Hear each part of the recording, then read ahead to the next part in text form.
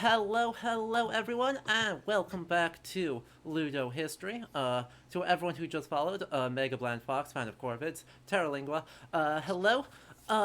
Welcome everyone. We are back with more God of War Ragnarok. By the power of the internet, I am joined by OSP Red. So, Say hi. I did. Did some things fail?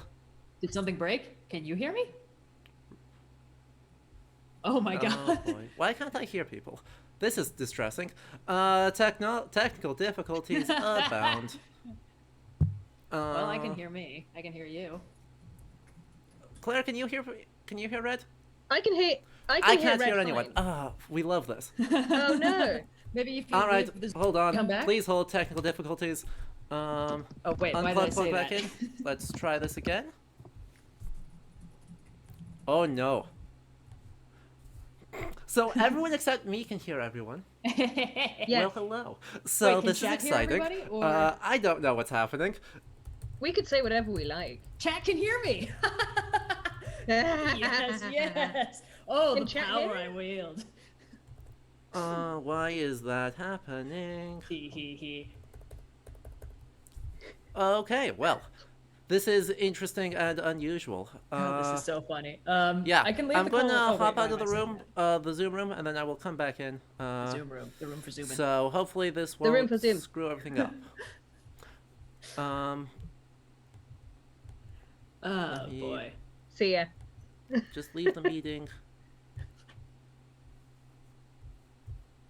Ha. Oh boy.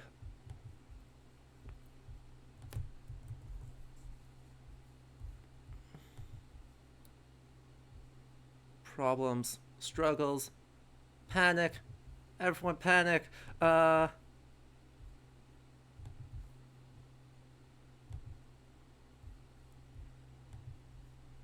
Everything's fine.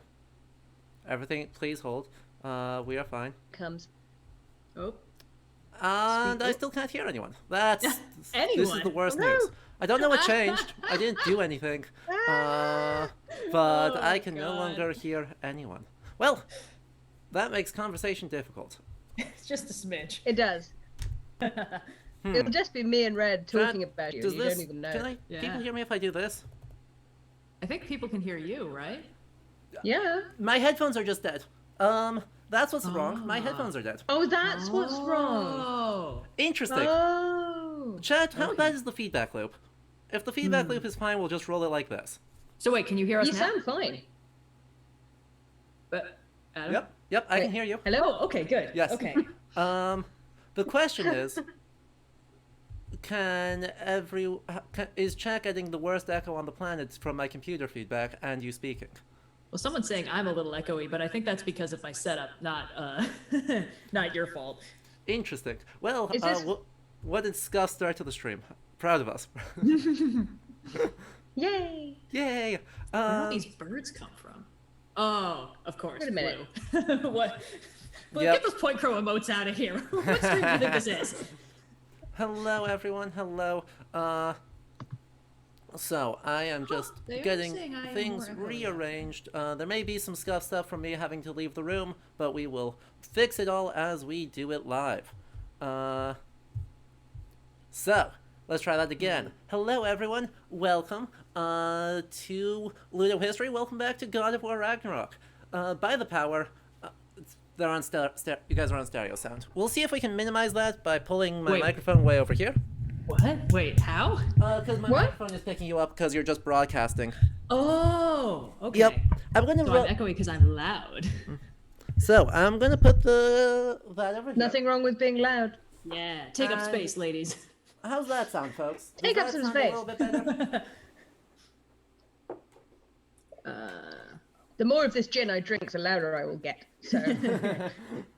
I'm near the bottom of this glass of coffee, so it might be time for coffee number 2. Amazing. Woohoo! Okay, that is better. We will roll like this then, and if it is like unbelievably bad, unbelievably bad, we will try again, and I will find other headphones and we will do stuff. So says the prophecy.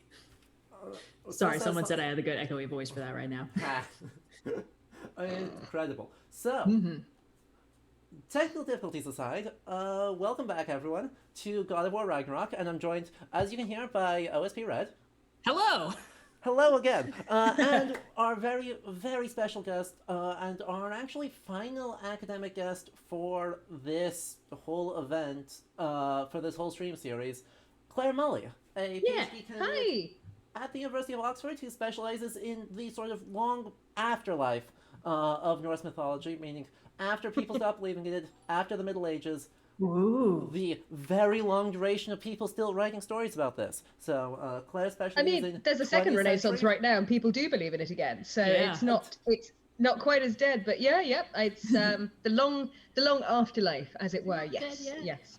Amazing. Not dead yet. What is going on? He's still there? breathing. Hey, he'll be dead in a moment. Well, the cameras have failed, so give me just a second. Wait, what? That side of it. What's The cameras happening? are fine, except that you are underneath my overlay, and that's not physically possible. What's that generic, It's like, it's the overlay white placeholder dude? spot that the camera runs over. Oh. So that's new and exciting. I don't know how that. Is this my fault because I zoomed rather than No. Discorded? This is entirely my fault. I think we all know which member of the OSP crew is at fault for any and all technical difficulty curses. This is true. It's Blue. He's in chat.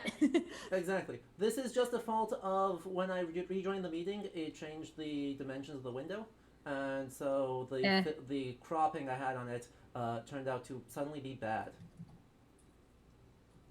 So we should do that, and then we should do that. There we go. That should be close enough to work with. Oh. There we go. Yeah. Yeah. Hey. You gotta. You're slowly moving into frame. Exactly. We have solved all the problems. Everything is fine. Nobody panic. Yeah. Yeah. Hey. All right, we did it. So, chat, please give a very warm welcome to Claire here as we descend into full chaos. But yeah, is there anything else you want to talk about your work to kind of get us started here? Sure. I mean, there's not much to say. I'm just in the middle of the DPhil now. My chapters are all about women who have used extensive Old Norse constructions in their reception works. They're very interesting, and when I'm not doing this, occasionally I will show up on the Nordic Mythology podcast, also an excellent place to go and nerd out, mainly about ghost stories. Yeah. But apart from that, just I do love a ghost story, and fairy tales and folklore is sort of at the edge of my vision too. So this sort of gameplay it's very much fun because you really get to tap into the wider retellings feel. And I think video games are a kind of retellings that people forget are retellings in that sense. And but you're just sort of virtually involved rather than just telling, which is kind of cool. And this game is super interesting for that because I think we'll see it really clearly in the finale next week. But there's a bunch of places where they are trying to be like super explicit on what they're doing. Actually, we'll get a very clear case of something on the bingo card. Yes, show the bingo card in this stream. Oh yeah, by the way, chat. We've been talking about the bingo card that super didn't exist for most of this stream. It exists now. Yes. So, as we descend fully into chaos, we'll see how close to a bingo we can get. Unlimited power. By the way, if you're counting the entire stream series, we already have bingo. Are you showing the bingo card? Like, is there a window like on the Discord chat that I can't see at the minute? Oh no, it was on the Twitch it's stream. Only live on stream. But I can I'll get you a link for where he tweeted it a couple days ago. I'll quick send you the nice PDF file of that. Maybe. There it is. Oh, cool. Yeah, someone can get that. Yes. It is on Twitter if you want to follow along, keep track of your own bingo. But yes. Sweet. there are. I was gonna fill this out with just stuff we saw in Iceland, but I didn't quite manage Oh bingo. my! Ooh, it's so This close. is the best. No polar bears, no Draugr. No, my mother told me, sadly. Wagner, Actually, I'm surprised yes. there was no causality min Modir. That gets played a fair amount in like random events and stuff these days. These are, oh my good, I love Mushrooms. shitty floating mini game. That's Yeah, I mean, that was an Assassin's all Creed of Old Norse Valhalla literature. special. So specific. Yeah, I couldn't tell how much of this was just subtweeting Assassin's Creed. The other half is subtweeting this game. So Yeah, well, of course. right. Anyway, before we get in, we did have one redemption, because as you're doing it, we do have some announcements to make. I'll do those while the redemption runs. The first one is, of course, if you like this and are just tuning in, do make sure you hit that follow button, because there is a lot of stuff that we do regularly. Variety streamer, all featured around historical games, so if you like these guests, if you like these conversations, do make sure you hit that follow button. As you watch, totally free, you're going to accumulate channel points, which right now you should use to cause fun pop-ups on stream, as Gazician Historian redeemed a marginalia moment. If you... That explains why it's emote only. I was confused. If you want access to those fun marginalia, do consider hitting that subscription button, because that gets you access to 19 finely curated medieval marginalia from actual manuscripts and associated artwork from around the world, curated for your meme potential. And if you want that to spam everywhere on Twitch, for the low cost of free if you have Amazon Prime, because then you have Prime Gaming, or $5 a month, you get access to all of these lovely emotes. Alright, I think that does it for our announcements, so let's hop into it, catch up with what's going on, as we Adventure. get into God of War. Excitement. Ragnarok. Thrills. Peril. Thrills, peril, too many save files. I was warming up today, because I am bad at video games. I need to remember what my controls are. In my other file, by fighting the Valkyrie Queen GOW, and losing a bunch to the Valkyrie Queen GOW. Classic. Pro strat. Yep. I got close twice. Huh, that's a good job. Yeah. I know that feeling. Yeah. But yeah, the plan, if you were just tuning in and didn't catch the previous streams, last week was very heartfelt and pleasant and chill, and Kratos and Atreus talked through their feelings like adults, while also killing Garm repeatedly, and cleaning up that whole mess. Yeah, so I wasn't here last stream. I feel like some important things happened. Yeah, so Atreus had thrown a fit a couple weeks ago and ran away to Asgard to go work with Odin. Atreus, also known as Loki. And there's a magical plot MacGuffin that we are trying to... There's a magical plot MacGuffin mask that Odin is trying to assemble. And to do that, Loki is kind of hunting down through the 9 worlds to figure that out. The mask led him to Helheim, where he accidentally, or intentionally but not understanding the consequences, unchained Garm, the monstrous hound that munches through the 9 realms for breakfast. And so... Classic Loki maneuver. Exactly. Very classic. Loki responds to this by saying, you know, maybe I want to just go home, and goes back to his dad, Kratos, hero of killing multiple pantheons. And so was that... Nice.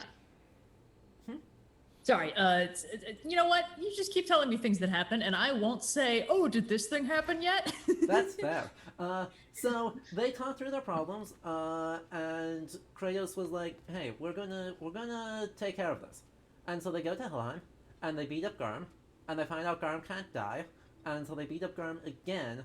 And then, due to plot magic, it turns out Loki, at the beginning of the game, had a pet wolf named Fenrir. It died. He trapped its soul in his knife. Oh, so nice. we turned Garm into Fenrir. We turned Garm into the gigantic hound Fenrirsilver. Sure, why not? You know those Why the days hell when not? you're like, this may as well happen. Yep. I have to say, I'm always really surprised by how much they.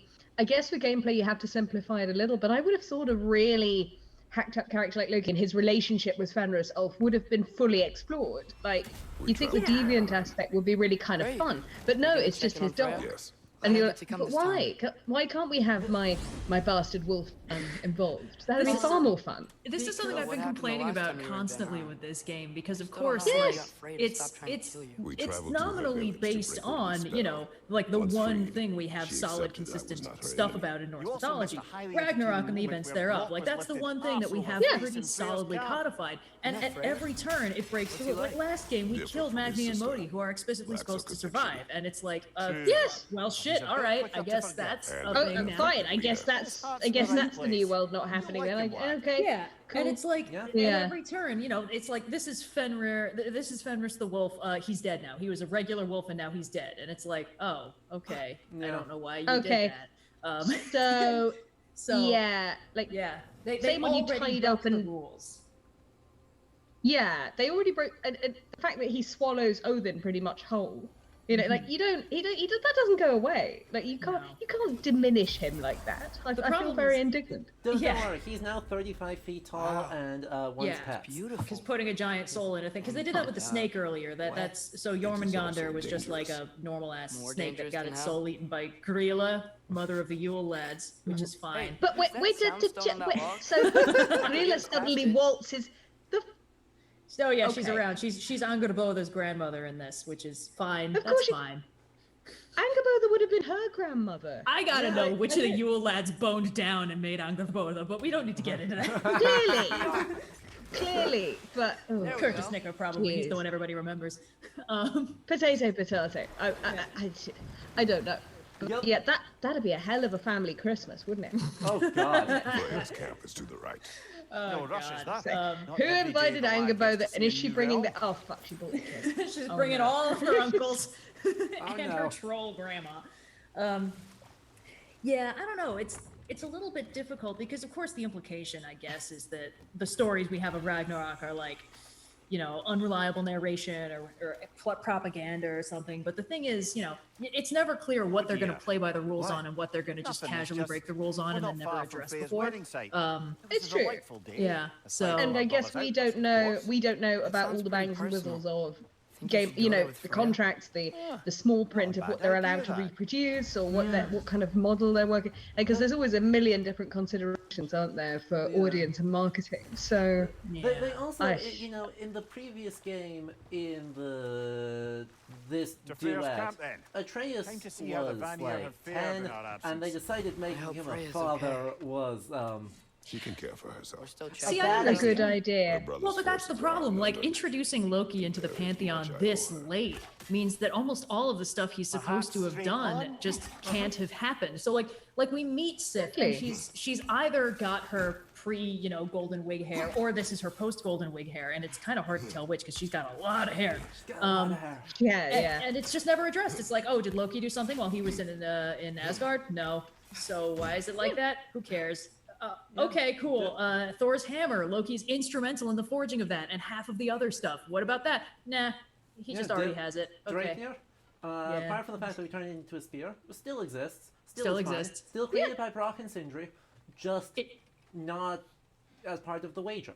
It's like overall, I think that this game is a categorical step up from the previous one. Like more stuff happens, it feels richer, it covers more of the mythology. But at the same time, like the Okay. one thing that I think I don't really Reminds like me is of a that Vanaheim last song game I had ending with long Atreus ago. being like, they didn't call me Atreus, they called me Loki, and we're like, oh my god, our son is Loki. What does this mean? And then in this game, it's like doesn't really mean anything. He's still exactly the same, nice soft boy. He doesn't really do anything that historical Loki does, except Obi-Wan style from a certain point of view. It's just mostly just chilling. He's 15 tops. He doesn't have time to do anything that really classic Loki does. Nothing really bad even happens to him, So He's the opposite of chill. Like, I don't get this. Like, you know, Yeah. they say, and of course, what the other funny one I found recently was realizing that Baldur has turned into this. I think it's on. Yeah, I think it's on Ragnarok. It's bad. He's turned badass, and he's suddenly turned into this. No one here. Somebody's taken the theory Where that he is can't be everyone? hurt. Yeah. to make him into a Yeah. combat Don't genius. like this, And you're like, no, this is the Old Norse Jesus. Like he's Yeah. alive for like 10 seconds in the mythology, and the whole point is, I can't be hurt. I can't be hurt. I'm so golden and beautiful. Oh wait, someone killed me. Yeah. He doesn't have a story. No, not really. And you're just like, since when did he become like this Viking ninja? Like, Yeah. Yeah. Also, to he's the, like, sorry, they killed Peter him last Emerson game. chat. I'm worried that I'm misrepresenting this. Still warm. I don't think this game is supremely fun to not be playing, I'd say, just because the pacing of the story is glacial.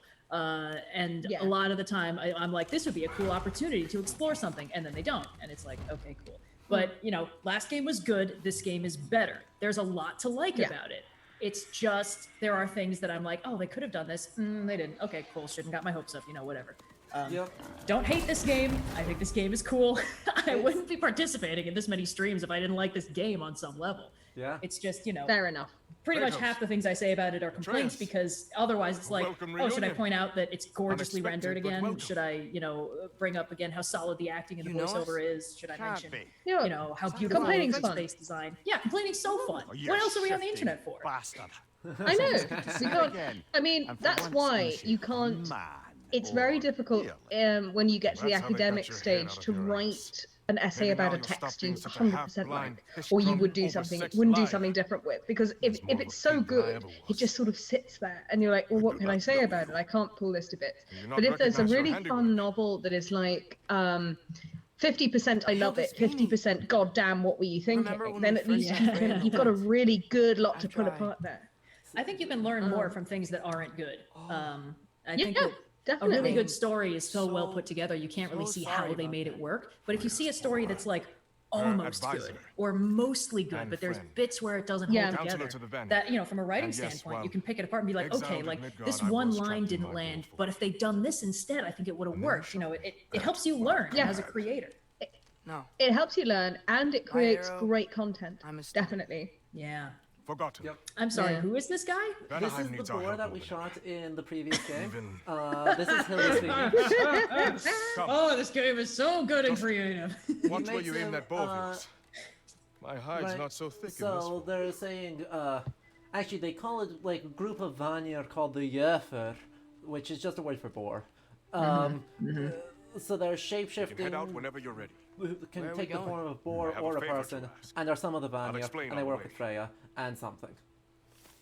Yeah, Sure. yeah. Okay. Uh, I don't hate it. I like how they do Vanaheim. I like how it's like the sort of Vanaheim's so primeval fun. green space.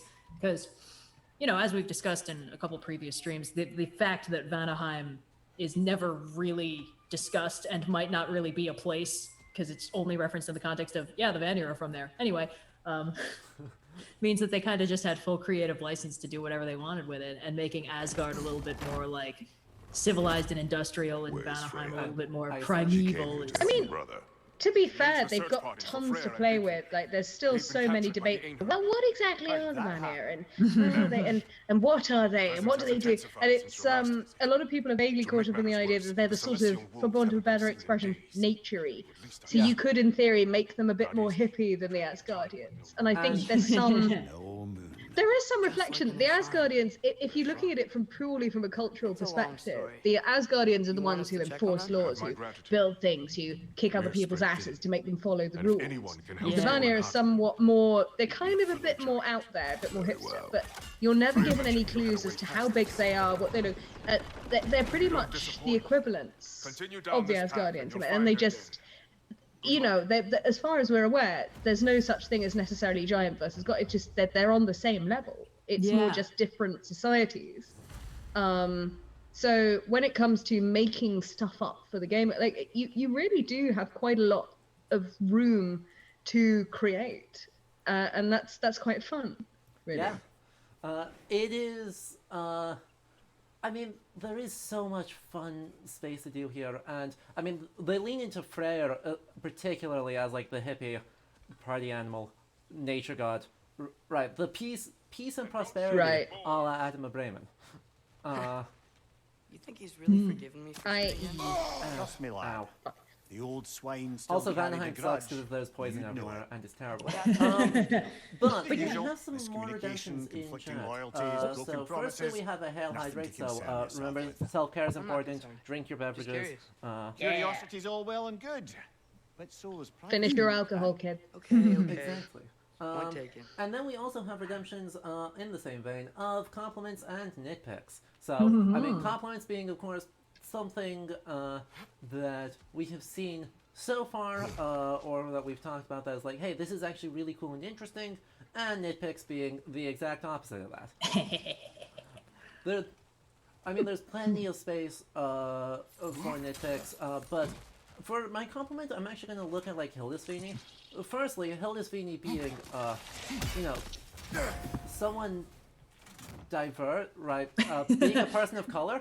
Black. I think you can say black. Yeah, being a Yeah. person of color is good because there was a complaint in the previous game that I had is everyone be super white. And so, right, Amber Brothers, a woman of color, Hildisvini's a person of color, and just those small things are things I think really do a lot to give the sense, that this is a world that is not just Scandinavia, as popularly depicted.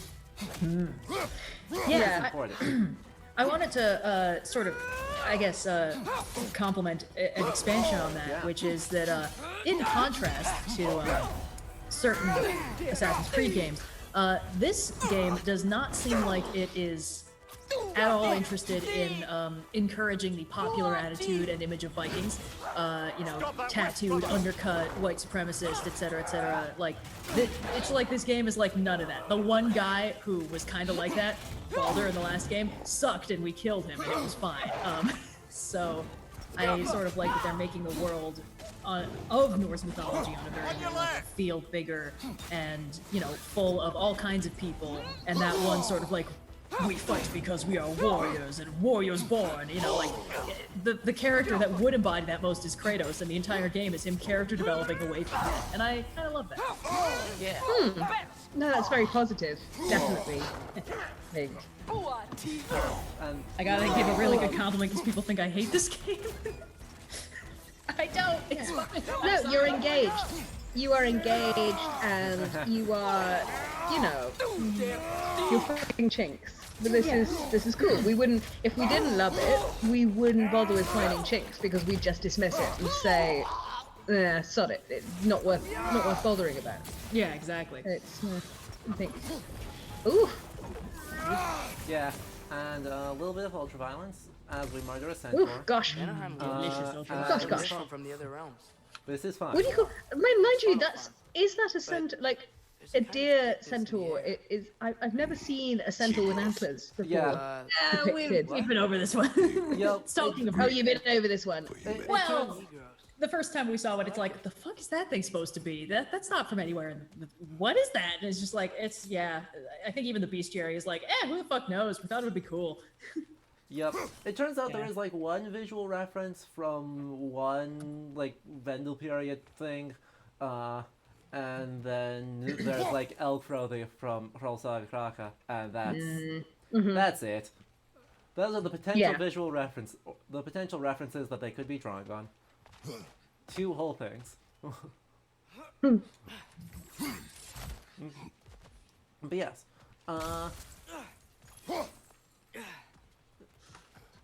And then, nitpick get as well, lost I again. think. What? Nitpick, right? There was another one? Yeah. Making this thing stronger. Mechanical nitpick is that Nokken sucks. The obligatory, the thing that's buffing up everyone else is one of my least favorite things in video games. Oh. The old, you gotta kill the big one first because otherwise it makes the little ones impossible to deal with. No, you kill the one little like super weak one first because it heals everything else, so you can't actually hurt them. This guy here. Go away. They sing. Oh, Nokken. Yeah. Oh yeah, nothing. Okay. And they're terrible singing. They don't. I mean, they can. Do they play Does this acknowledge they're playing as a fiddle ever? No, Because they're pretty good at that. they don't in this one. But yes, that is Yeah. a fun thing to elaborate on because that's like, I mean, that's the post-medieval notion, right? I guess have a most question of about them, that actually. most of them are post-medieval. Yeah, they are. That's just it. I was just gonna say Nokken is very much Asbjornsen or Kinson, so they've clearly had some fun combining. I mean, to be fair, if it's folkloric tales, there's no reason why it shouldn't be pre-Christian or it shouldn't be a little older, and why we shouldn't get creative with combining the two. Yeah. But yeah, it's a bit. They're a little bit. I'm not sure. I'm quite cool with how close they are to little orcs in this, because True. they're almost Nokka. Almost they sort of vary between looking a bit like Gollum with glowy eyes, or looking like elves or horses. They're so super diverse and weird. I Yeah. kind of don't Want like some seeing more them loot, huh? reduced. In Well, that I, sense. I wanted to ask about that because I've only done a Rock been very helping small him out amount this of whole time? research into Nokken and similar haven't spirits, met but I always Linda thought they yet. were like affiliated with the An water. old contemporary of the Huldra They brothers. are water spirits. She serves Yeah, like as Nock and the Nixies, blacksmith. and they're all Keeps like the team cognates armed to and each other. outfitted. But this thing's like a straight up wood sprite, Another and that legendary sort of made me a blacksmith? little bit like, I bet she has like some did they story. just take the name? Caution the Yeah. chase. What? That was me just assuming that there was some bug on screen that I couldn't see because my gaming eyes aren't very Oh, well nonsense. adjusted, and this is No, moving very this is fast. full like magical forest dryad space, and but the thing is, we've seen a kelpie. I want to say, Yes. like so they've done Oh, water right. spirits before. It's just I think in this Okay. one they were like we wanted a a thing, a little spooky little wood sprite dryad thingy. where they went. And Like, what's but a why name can't for they a make wood them- sprite?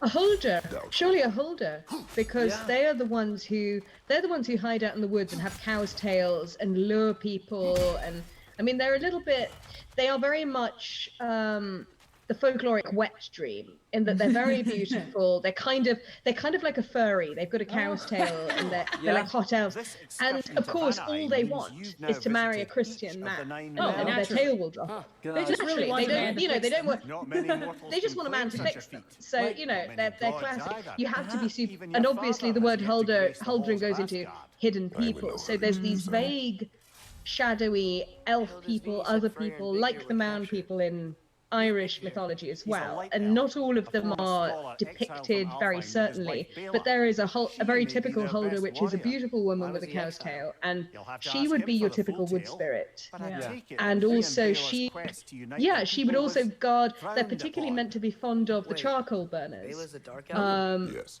Who are themselves a little isolated Well, from society, and I that think raises I even wonder more if maybe questions. there's a bit of guardianship Hope he's going on okay. there. The fact that these Hey, guys are barricades. super poor, Not they're a kind of good lower sign. class forest They've pushed dwellers, farther probably a into the bit jungle since shunned, our last visit. covered in charcoal and coke a lot of the time, and so maybe the wood spirits are meant to protect them because they haven't got anybody else. Yeah. Um, They also But, seem yeah, to they- strike me as like like having really strong parallels with the very similar spirits of the Sami who gift the Sami Yeah. people the reindeer. yeah, Because that is a lot a of thing. there is a lot of overlap. Yeah, and the idea is that obviously there's not there's no one way to view them. They can be kind to you, they could be really nasty, or they could seduce and kill you. But you just gotta. I think the ultimate bottom line of this that I quite like is to be respectful. Even if you're coming from a super Christian point of view, which it's not. They're not stupid. Like it's a lot of later stories really underestimate trolls and make them out to be super dumb. But straightforward folk is more often a bit. It's a little less simplistic about how you should view these beings, and they're not always bad news. They're just not to be trusted necessarily. And it's interesting how many of them are like, the general rule is leave these guys alone. They don't want to be bothered, but you know, if you're nice and you play by their rules, they might be chill. Which is really interesting. Also, I couldn't remember the name. I had to look it up. But the thing about Holdra, being slightly animally women that hang out like near in woods or like, in spooky caves. Yeah. And, there's a Around the dairy. yeah. Yeah. You might actually know more about this than I do. There's the I want to say Irish figure, the Gleistig or Gleistig. That's like she looks like a Gleistig. beautiful woman with long hair, usually wearing a long green dress to disguise the fact that her bottom half is like goat legs. Yeah. And they have a very similar like they're in some stories they're evil sirens, seducing men and luring them into their lairs and then destroying them. But in others, they're like incredibly like protective of children and stuff like that. Or or maybe they're like they were once a mortal woman and then they acquired a fairy-esque nature and they maybe don't like it very much. Or they're like, if you squint, you could categorize them as a kind of vampire too, because one of the things about them is like blood. Why not? But yeah, Why not? And I think there's a lot more blurred lines than people think. And yes, the trope of a hybrid woman and some kind of farmyard animal is not so uncommon, I think. And it's and yeah, you could view it in many different ways. You could view it as someone saying, respect nature, please. It's scary. You could say, this is a study in liminality. I mean, sadly, a lot of troll narratives. I see someone's referred to Hermannalig in the story, in the chat. They are essentially the young hero's wild oats a lot of the time. Like, they're not acceptable as wives, but they will be taken down, they can be fought. They've often got some weird sexual lure about them. So, like, they're not naturally butter and milk women, they're not particularly dateable, but they hold some sort of deviant fascination, and the guys do end up shagging them sometimes, or do end up having relationships with them, of course, and then of course they return home to the acceptable women that they will make their wives. Gotcha. And I think a lot of these narratives, my personal reading, and I may be a bit partial, is that I think for a long time there has been a taboo about women having appetite, and this trying to separate appetite from the person and displace it, sort of putting it out there in the wilderness, in this liminal space, is a way of dealing with it. And particularly when you're coming from the perspective that the kind of social mores would encourage great appetite or selfishness or proclivity for a lot of sex. I mean, you're for time immemorial, we've been forced to pretend we don't really like it, right? Even up until the 1930s, 40s, there'd be a lot of instructional marriage handbooks saying, oh, well, we know you don't really like this, but you have to put up with it because he does. What about the women who are actually into it? They do the tend to be whole of like society. Like Amazons or barbarian women or monsters or Grendel's mother in some versions, or like just something out in the wilderness that's like, if this lady actually wants to bone you, it's because she's a monster, and she might be about to drown you or something.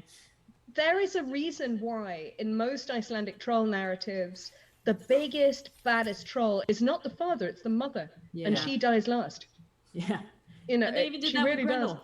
Grendel's mom. Yeah, of course they did. Grendel's mom is brilliant, and she's not only brilliant, she plays by the rules. In fact, it's even hard to...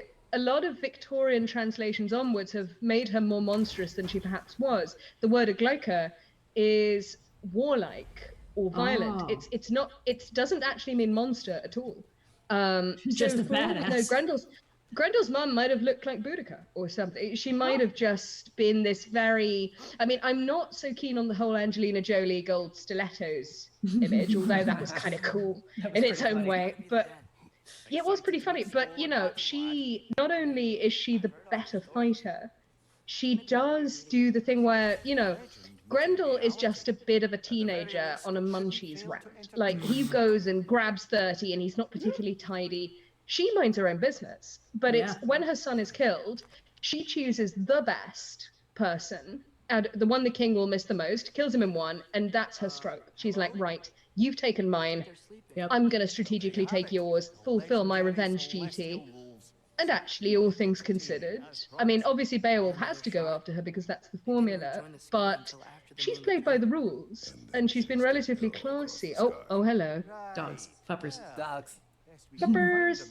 Aw. Puppers. They're good puppies. This game is pro-wolf petting propaganda. Truly.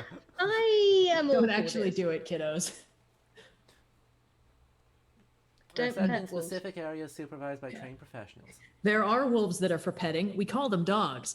But There are also wolf sanctuaries where, like, professionals will actually introduce you to the wolves that do it Even ethically. then, that do even it then, ethically. you gotta be Yeah. careful. I was researching this for the werewolf video because I didn't want to I wanted to get my actual wolf attack stats right, and the conclusion I came to is like there are two narratives that people talk about this. One of them is that wolves are these vicious monsters, irredeemable and cruel, and the other one is like wolves are beautiful spirits that you can befriend, that just want to be loved. And the truth is that wolves are wild animals and they don't really want to deal with people that much. Like, they'll typically leave them alone, but wolves are predators. There's the thing is, wolf attacks in the States are very rare, but that's because there aren't that many wolves and they don't spend much time in the same spots as humans. But there are, like, Yeah. there was a news story I found that was really sad about this woman who worked at a wolf sanctuary and like either like just fell or twisted her ankle or turned her back when she was alone in the sanctuary with the wolves and got by the wolf pack because she was, you know, low to the ground and vulnerable. And when you're a wild animal that eats what you can get, it doesn't matter if this is a person that you're familiar with or someone you've socialized with or, you know, a human friend even. They take their opportunities where they find them. That they have to. They are wild animals. They do. There are wolves that are, you know, trained to hang out with humans. They're called dogs, and it took a while to get them to that point. Yes. Yeah, and it's not, you know, it's not, you don't, I don't get that, you know, people, why do people want to reduce animals like this to one dimension and cuddly? Like, and if any animal's starving, it's going to act up. So, yeah, wolves, you know, wolves will hunt in a pack and they generally want the moose.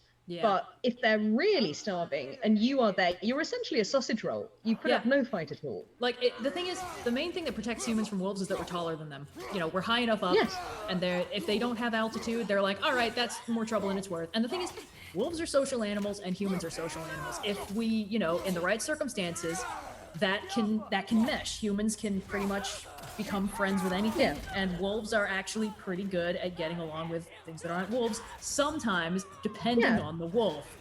And the thing is, they're like people.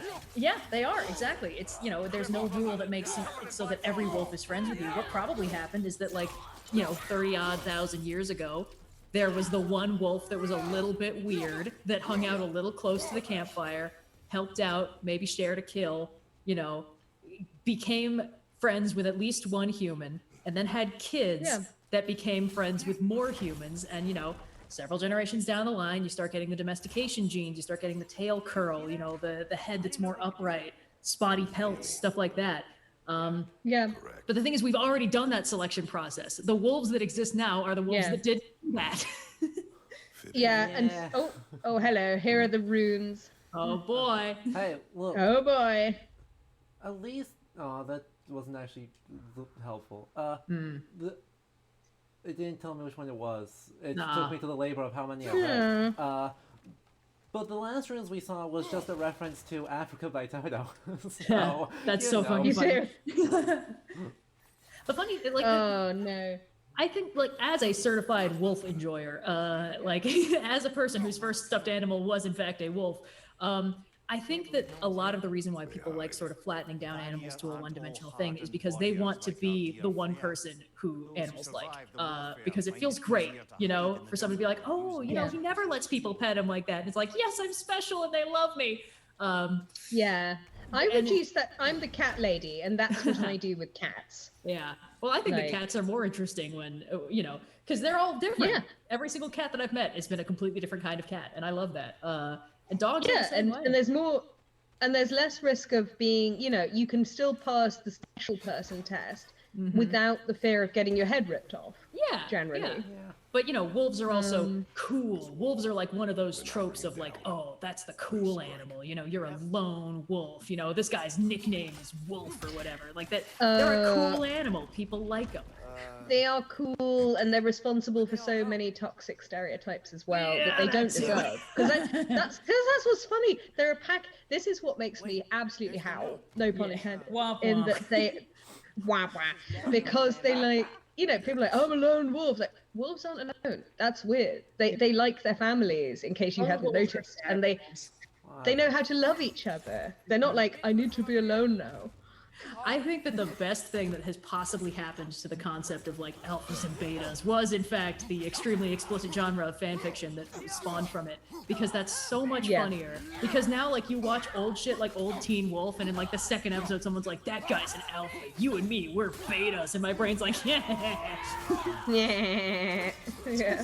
It makes it so hard for these guys to be like, yeah, that's right, I'm an alpha, and you're just a little omega. It's like, oh yeah, what do you want to do to me, big man?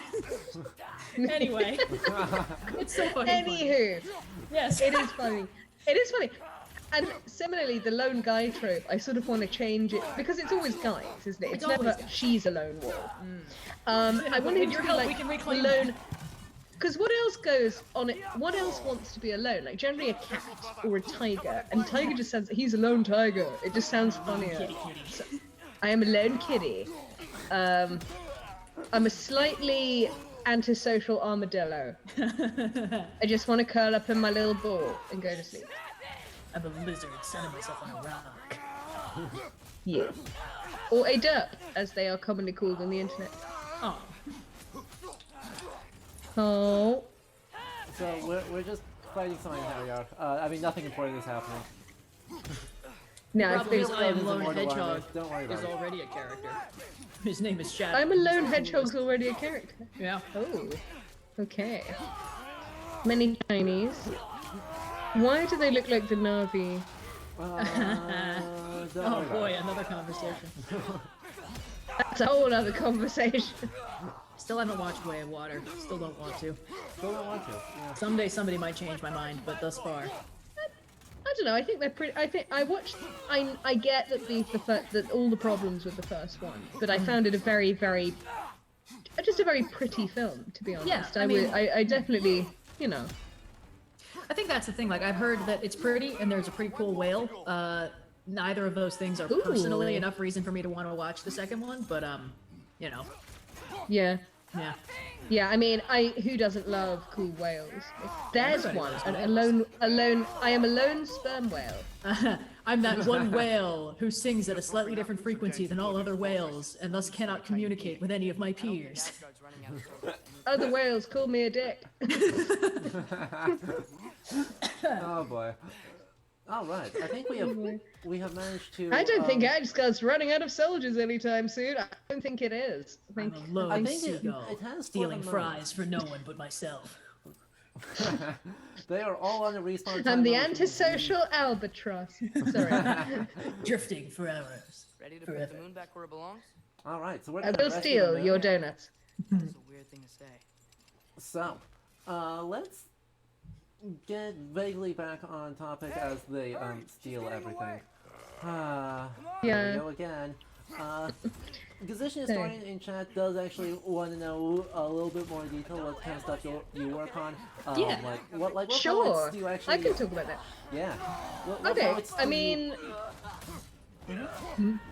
what was your? Sorry, Adam. What was that last bit? Like, what poets are you working with right now? Because, like, we talked a bit about, like, the storytelling things of, like, oh, the weird adaptation that's maybe not quite good. Do you have any examples from your own research, of, like, poets you've been working with? Adaptations that aren't good. I mean, oh, where do I start? I mean, my main area of interest, I'm looking at 3 women writers at the minute who have used Old Norse mythology in their own works. I mean, really, my thesis is concerned with trying to work out, and spoiler, there is a difference, if there is a divide between the way different genders have responded to Old Norse mythology in 20th century reception works. And I'm focusing mainly on the works which don't just do brief allusions or symbols of Old Norse mythology. Like, they won't just have a simile about Odin. We're talking about the kind of novels which use the lore structure of Völuspá to tell a story. Or they will write whole long Victorian poems, in the case of A.S. Byatt, to try and discuss Victorian obsession with creationism and where we come from. But they were obsessed with Vikings as well. And I mean, Sylvia Plath's one of my areas of focus because there's a lot of evidence to suggest that she took a great deal of inspiration from the Valkyrie, Brynhilde. And so some of her major mythological. She had a whole mythological construction, partly based on the White Goddess, but which, the more and more I read into it, the more I see that she read the sort of Wagner libretti when she was a kid. So obviously it's a reception of a reception. Yeah. But later on, when she got older, she did study some more of the mythology, there is evidence to suggest. So when you read into some of her stronger poetic personae, there's a lot of modeling of Siegfried and Brunhilde, there's a lot of modeling of Valkyrie, there's a lot of modeling of fire, and there's one particular poem where she refers to a character called Gerd, which to me is a sign that she's read Skirnismál, or some version of Skirnismál. And because she talks about this foreseeing character who is able to have greater knowledge of the future, and couples come to her for advice, but she's sort of stunted. She's sort of, because obviously the nightmare in Plath's universe was if you were single, childless, and you never published a book. Her whole aim was to be, yeah, honestly, like she's very admirable in some ways, but her goal was, I quote, to be a triple threat woman. And by that, what she meant was to be the woman who had kids, had a book out, and had a handsome husband. And she didn't want, she very much wanted to be the kind of person who made other people afraid to meet her, because she was kind of insecure about her own talents.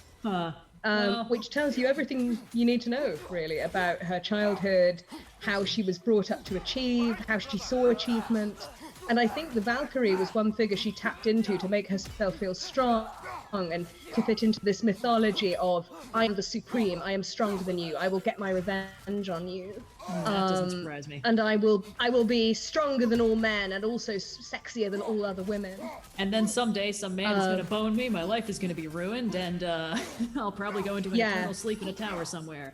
I mean, she wrote a tower poem when she first met Ted Hughes, which is, I think, is very much based off the Sleeping Beauty. It's called The Panther, and it's about her being hunted down by this sexy hunter, and it's kind of like, but it's, I mean, you can well imagine.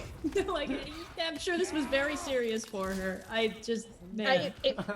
You can laugh, like but then sadly, she was, the thing is, a lot of people really put her on a pedestal for super feminism, and in many ways, she was super independent, super admirable. Her work ethic was amazing, and she wrote some spellbinding stuff. But she was still caught in the paradigm of her day, where if you were single, or if you didn't quite fit in, or if you didn't present the perfect front, then, you were a loser. Yeah. And she wouldn't even see, she would sort of have this double vision where she would see that society was fucked up, but she didn't see clearly enough or have enough self-confidence that she could say, well, fuck society, I'm going to do what I want. Everything she wanted was to do with fulfilling social expectations. Yeah. And more. Yeah, I mean, this is really interesting. I haven't really read much Plath, if any. I think I saw that she was as was common for a lot of writers of the day, a little bit horribly anti-Semitic, and I was just like, all right, I don't really need that. But she wasn't, I don't think she was anti-Semitic so much as she appropriated images of Jewish suffering onto her own feeling of aloneness, which is highly inappropriate. I mean, when you go back and read some of her suffering poems, you're like, girl, I don't think you get to use that imagery. Understandable. I really don't think you do. But it's part, I mean, it's like everything else. You can rewrite the poems to make them squeaky, but then they're not the poems anymore. You just have to study her for you have to study her for the messy being she is. Of course. And aren't we all messy? And I think, I mean, all of the women I study are supremely interesting in their approach to Old Norse mythology, and I've tended to find that so all of them were writing from the 50s onwards, but I've also been looking into 19th century receptions, back when people didn't really know that much about Old Norse. I mean, even today, people have limited knowledge of the text because they're not household texts like they are in Iceland. We're more into Beowulf for obvious reasons. But 19th century takes by, gentlemen, amateur translators of Rolfbau are hilarious because they either fetishize the seeress or they ignore her completely. Yeah. And they're not about the poem. They're like, oh, look, this word also means this in German and in Italian and in Sanskrit. And oh, what all these are the, and they sort of focus on the philology without really looking at what the poet's actually saying at all. Yeah. And in a lot of them, the female figure's completely erased. So it's a lot of the women I'm studying are in some ways responding to that imbalance or what they saw as a chauvinist imbalance in the literary world. And obviously, so their versions are tainted, for want of a better expression, as well. But then all reception work is tainted because there's no such thing as pure, and you're always responding to some social quirk. They're awake. They're awake. Sorry, I'm distracted by the puppets. Yeah. We released the moon. Oh, they're and hungry puppets. They woke up Skull and Tati, and they're gonna make day and night happen by chasing day and night around, or chasing Solamani around. Yeah. They're off to chase the sun and the moon. Yep. Aw, good boys. Good boys. But Good boys. But yeah. But the conversation about Plath sort of being this walking duality between like being strong, independent, and yet still being tethered down to like, on some level, feeling like she was failing by being independent, because there are all these things that are sort of touted as like the things you do to be a woman, to like succeed at being a woman, the things you have to do. You know, marry men, have children, house keep, stuff like that. And like, at the same time, like you do these incredible things, but there's this little voice in the back of your head that's like, maybe it's because you couldn't do that other stuff. Maybe it's because you failed, or like, maybe it's because you're not really.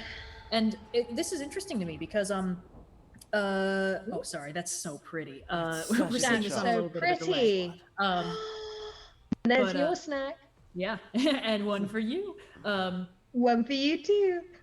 But like, this is something I've sort of I've thought about before, because I don't know if this this came up at all. I'm ace. I'm not interested in having a partner, and thus far seem to be like, yeah, if I was single for the rest of my life, I'd be fine. Figuring that out as a 17-year-old girl was a little bit complicated. That's very complicated. I mean, I'm astonished in a way. I mean, it's like, you know, some people take their whole lives to work this out, and sometimes they change their minds, sometimes they don't. And I think, you know, self-reflection is enough of a minefield that other people really are very unhelpful in all this.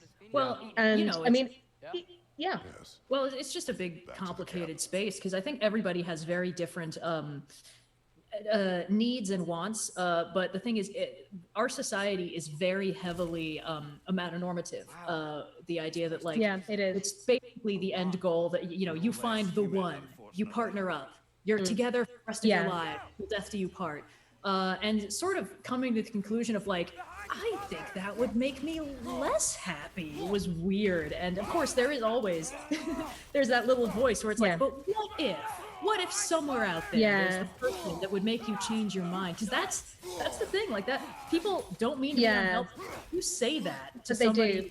If you say that to somebody, like, finding a partner did improve their life, they're like, oh, honey, don't say that. I'm sure there's someone out there for you. And it's like, don't put that in my head, man. I gotta be okay with this. People also just need not to ask like it matters. I mean, people do this under the guise of, I want to help, but they don't ever stop to ask the question of, well, what am I actually helping with? Am I helping them to feel better, or am I helping them to fit with what my mind tells me would make them happier? And there's the fundamental difficulty of like, you know, for most of these people, it's like, if I was thinking that, it would be because I was in denial. Because a lot of these guys are like, you know, genuinely happier when partnered. That's apparently a thing. You know, they don't think like, oh, I don't have free time and I have to constantly be thinking about how my actions are affecting another person. That sounds really complicated. You know, like for them, it's something that's good for them, and that's completely fine, I guess.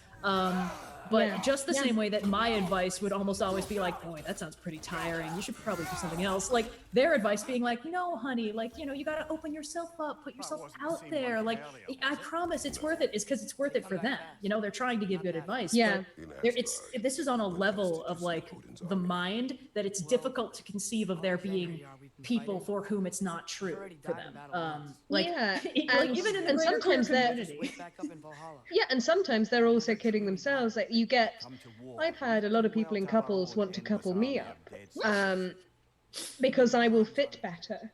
And it's not, I'm not in a couple for any reason. I just, the way, you know, because you do get nosy people asking questions. I remember this old lady back near home with someone my mum knew but wasn't particularly friends with. Have you got a boyfriend yet? Was always her question. Yeah. Like somehow I not only hadn't am I assuming fulfilled you're the straight. quota. Yeah.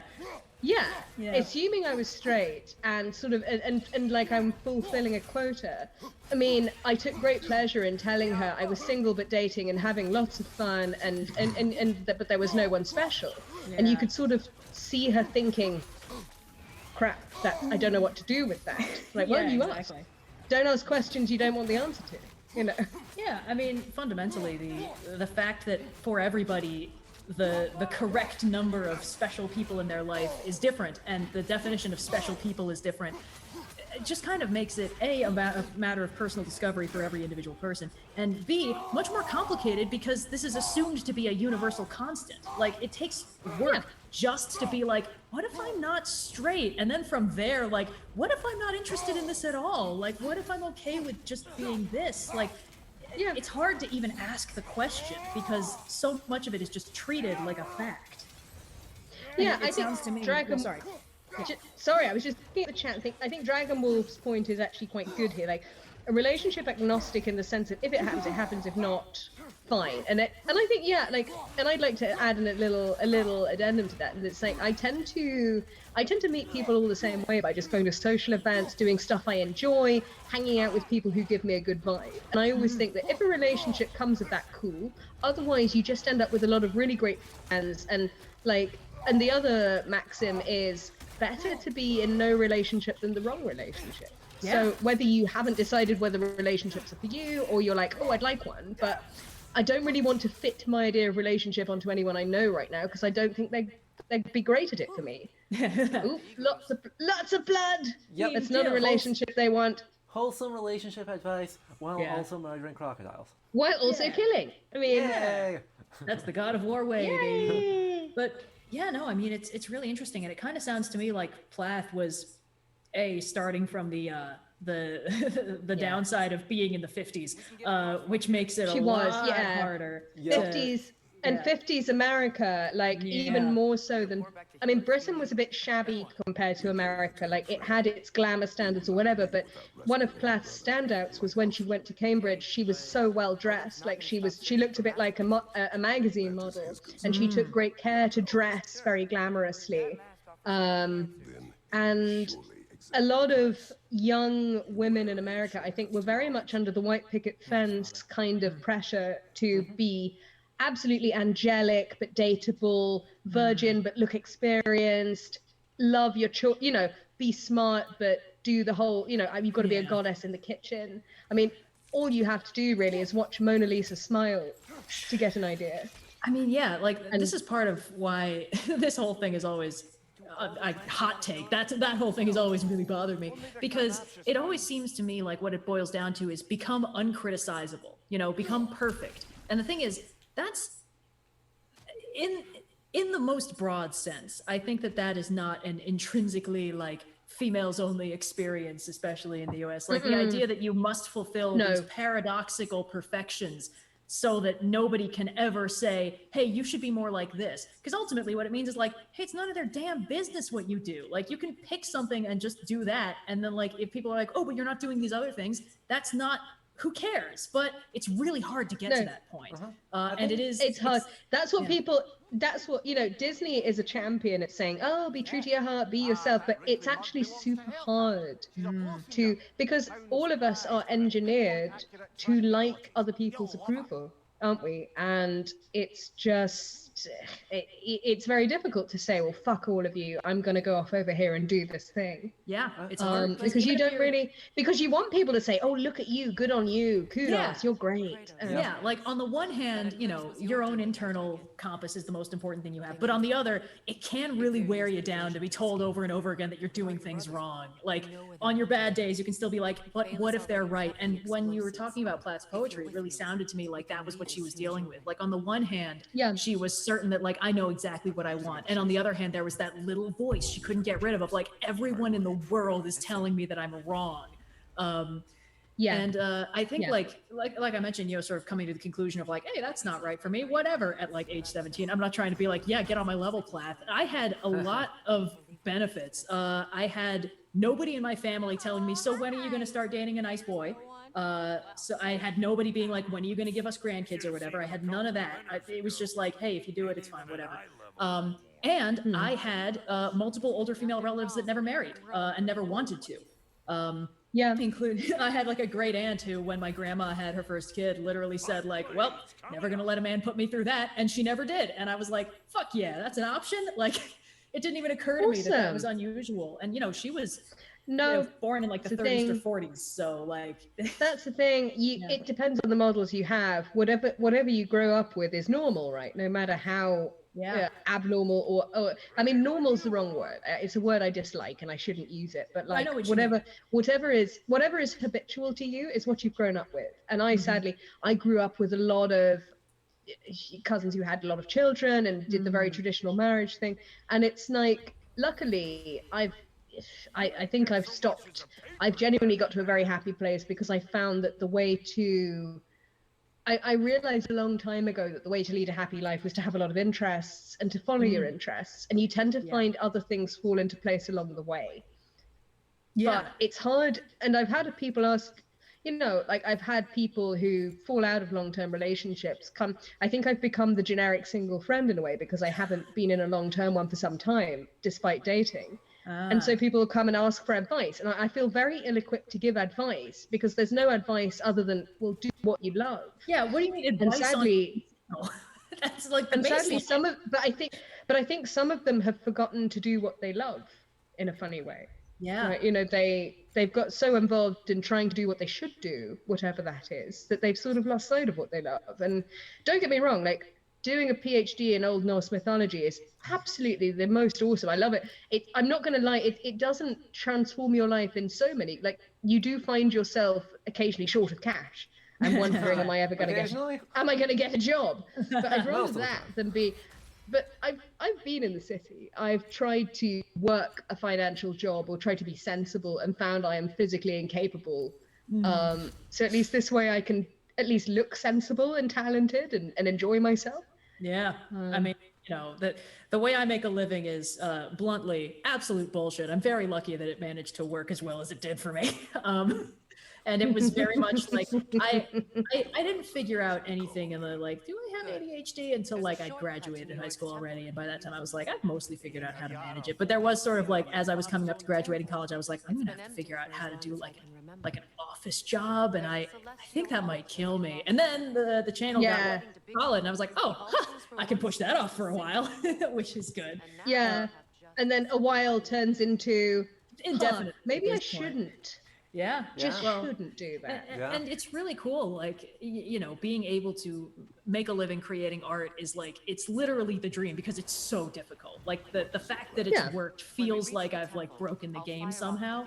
And it's, but again, it was like, because of who I am as a person, because of how fundamentally stubborn I am, I was pretty sure that it was never going to be easy or possible for me to do the kind of thing where it's like, you must be this polite to people who are terrible to you to continue. It's like, all right, that's gonna last 6 hours tops. I'm sorry. I mean, I love, one of the reasons I love Norse mythology is there's such a lot of shit talk. Like, you know, half the exchanges are essentially your mum fights. And they're some of them are sexist and horrible, but at least, you know, they're kind of fun to read out loud. The funny thing is, like, I know you mean in the space of mythology. I thought you meant in the space of the academia around the mythology until you brought up the your mum thing, because like having read some like of my that, whole day is your mum fights. Yeah, I'm like, all of these are subtweets of each other, or like this one's like making this one's getting really really weirdly specific about why a theory is dumb and wrong. I wonder why. Oh, there's a paper about why that theory is smart and incredible. Okay, cool. And then I'm just being like, okay, which of you is the most right? And then I just get dragged up by the yelling. So, because I'm like, well- I'm trying to make this into an easily digestible 15-minute video. Can you stop No. trying to kill each other? Anyway. When Yeah, those two are Rudy Seamack and Terry Gunnell, good luck. Yes, very, very good luck. I mean, mind you, I think they've met the last event I went to where they were both involved. They were both very reasonable with each other, and I mean, Terry is never anything but reasonable. And I think he does a really good job of sitting on the. He says, "I know my friend Rudy will disagree with me," and then it's just sort of left. Yep. And you're like, "Okay, cool. Yep, yep." I think it helps that there's almost no personal horse in the race. You know, it's like, this is my interpretation. No. Oh, that's not my interpretation, which is this. And it's not like I'm deeply personally invested in being right about this. It's more like, well, this is how I interpret the current understanding, and you have a different idea. And just because I would never ever agree with you doesn't mean I dislike you as a person. I think it's good when you see, and sometimes, I mean, actually, I have to say, most often in the field, I've very rarely seen people being talked down to, and on the rare occasion where some older scholar forgets their manners, because that's generally what happens, it's enough frowned upon that it's not an issue, because all the other people rally around that young scholar and go, "Oh, well, that was a dick move, are you okay?" And it's generally because they're just set in their ways. But if a lot of them would genuinely be horrified if they thought anyone had thought they nasty, they just got a bit crabbish. But yeah, you do get a fair. It's in any profession you get squabbling, but I think for the most part the people I've met are really lovely, and they will just say, "Yes, we're here to play with different interpretations, take them out for a coffee, and have a look at them. And if you don't like it, fine, but sit through my paper and ask me questions." Oh, sorry, that's my headphones misplaying. I'm going to turn off my Bluetooth headphones because I'm in a fairly nice sheltered place. Okay. Here we go. Yep. And I think that's also something, right, particularly fun as we think about, like, the afterlife of the sagas, right? What we're saying about, a lot of these are just interpretations that we take out for a coffee. In the context of the, like, long tail of, people haven't believed in these, barring neo-pagan movements that started in the 1970s, which are themselves valid and interesting, and also tangential to what I'm talking about right now. Right, people haven't believed in these stories for many hundreds of years, and yet everyone's finding different things that they find compelling about them. And so one of the things I love doing reception studies in games and in other media is just getting to see what other people played with these stories with. And I disagree with them a good amount of the time, or I'm like, why? What? How did you come to this conclusion? Cough, Robert Graves. Stop making stuff up. My goddess, I see you.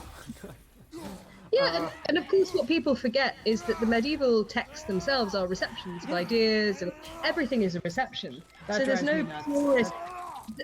there is no purist reading of a saga you can do, because we have so much knowledge left unturned, there's so much contextual evidence has been lost, and so you have to go with estimates, and you have to treat them like stories. I think one of the best readings of sagas is Joseph Harris. Like, you've got to treat them like historical fiction.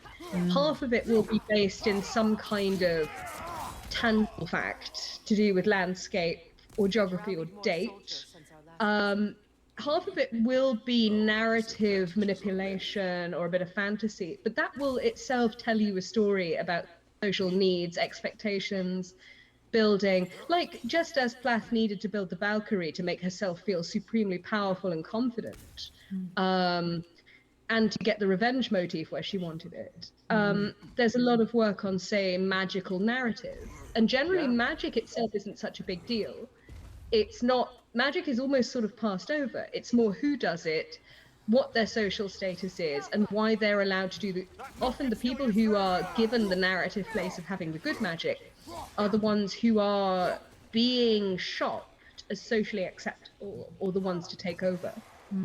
And any who are identified with bad magic, or so-called bad magic, are to do with highlighting socially undesirable tendencies, like, say, being on the fringes of society, not having enough male relatives, not particularly contributing to the social strata. So it's not as simple as portraying magic as the bad thing on the outside and the humans as the goodies, or even that magic itself is the main point. Most of the spells are passed over. They don't describe processes by which the magic is worked. They just describe the after effects and who gets accused. Yeah. It's- Yeah, and I'm a big fan of saga ghost narratives, magical narratives, because they're generally a very interesting exercise in social narrative building, telling us what to think about people and how people behave. And I think that's the same. It's the same anyway, really. It's always, you're always looking at something as a construction done by a human with a certain agenda. And that's why I love literature, and that's why Old Norse is especially fascinating, because there's so many agendas out there, and there's so many different texts, and some of them are more clerical, but some of them are just clearly a nod to, all right, I get it's Christianity now, and that needs to be in the foreground, but I'm going to look back at past stuff, and I'm going to be a bit nostalgic, or maybe I'm going to marry the symbolism a bit and make a completely new work. There's a lot of stuff in the poem Völuspá, which some scholars believe is inspired by certain gospel texts. Yeah. And that's not beyond the bounds of possibility. But if you consider the massive potential of the poem's oral history, there may have been hundreds of versions of it which we've never seen because they were never written down. They were performed from memory. And as we all know with performers, there would be room for interpretation, depending on what your special skills were or what you thought. Yeah. So, I mean, I think that's basically become consensus since what? Realistically, Albert Lord made its way into Old Norse awareness, right? When Yeah, with Lord Singer of Parry, Tales, yeah. and everyone went like, "Oh yeah, performance theory." yeah, I mean, Heck. I think it's fairly intuitive myself. And the Parry Lloyd stuff has holes. I mean, sometimes they model, I think they sometimes maybe model too much on certain styles or trying to pin down exactly how things were done. But when you look at Snorri, even, for example, I mean, he does Our boy. a lot of work shoehorning his own agenda into this mythology and make tell his story as a sort of Christian politician. I think it's the whole Old Norse's performance started with Bertha Philpotts, and she was one of the first influential scholars to consider ritual drama before Terry Gunnell rejigged it again. And these days, Terry is quite rightly very well known and very much followed because he says a lot of sensible things about the implications behind the text and the blank pages. But it was Bertha started the whole noise. And This a is lot a of people really interesting conversation because this is the stuff that drives me insane about Norse mythology. No, see, Why it's so? either tries to What drives you or insane? you love it. Here's the thing. My first mythology that I got into was Greek mythology. So the amount of primary sources I'm used to being able to operate on is Yep. astronomical. It's Right. from the 800s BCE down to like the 200s AD is what I'm used to being able to work from. Where it's like we have 15 different versions of this myth. We have paintings of it on pots everywhere. There are frescoes in Pompeii.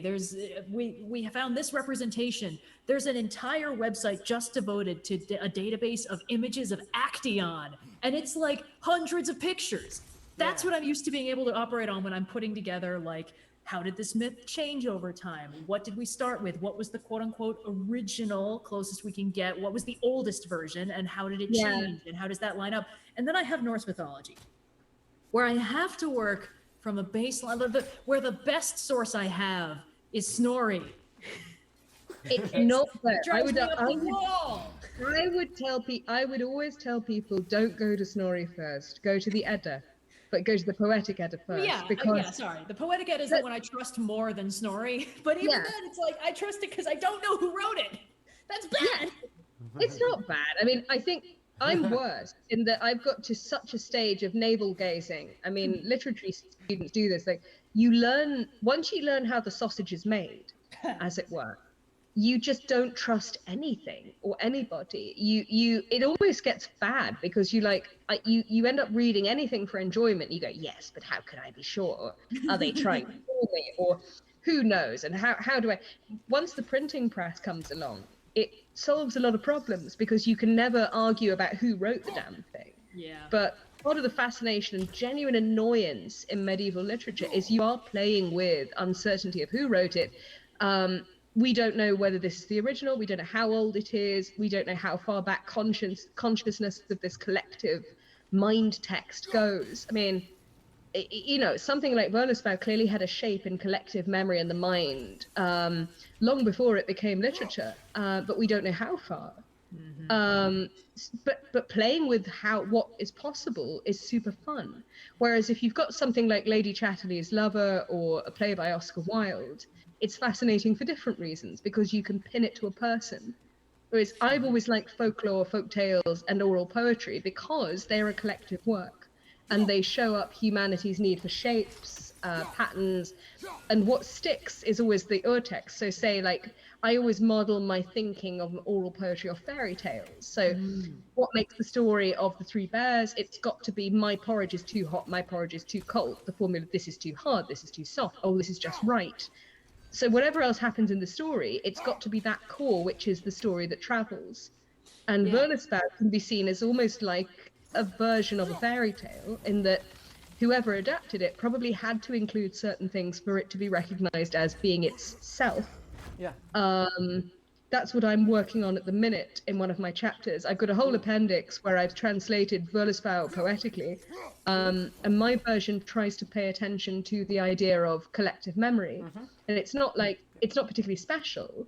Like, I don't think I've done anything that anybody else hasn't done, but I've tried to work from the methodology of, okay, I'm not translating this text from the Codex Regius, the manuscript. Yeah. I'm translating it as the essential bits of the Codex Regius that I see would have stuck in collective memory. Sure. And to what extent? and trying to working with my own performative strength to make it my poem, much as a minstrel might have done. Yeah. And I'm going to perform it at the Old Norse Poetry and Performance Conference in June with a friend of mine who's coming along to provide musical accompaniment, Oh, that's so cool.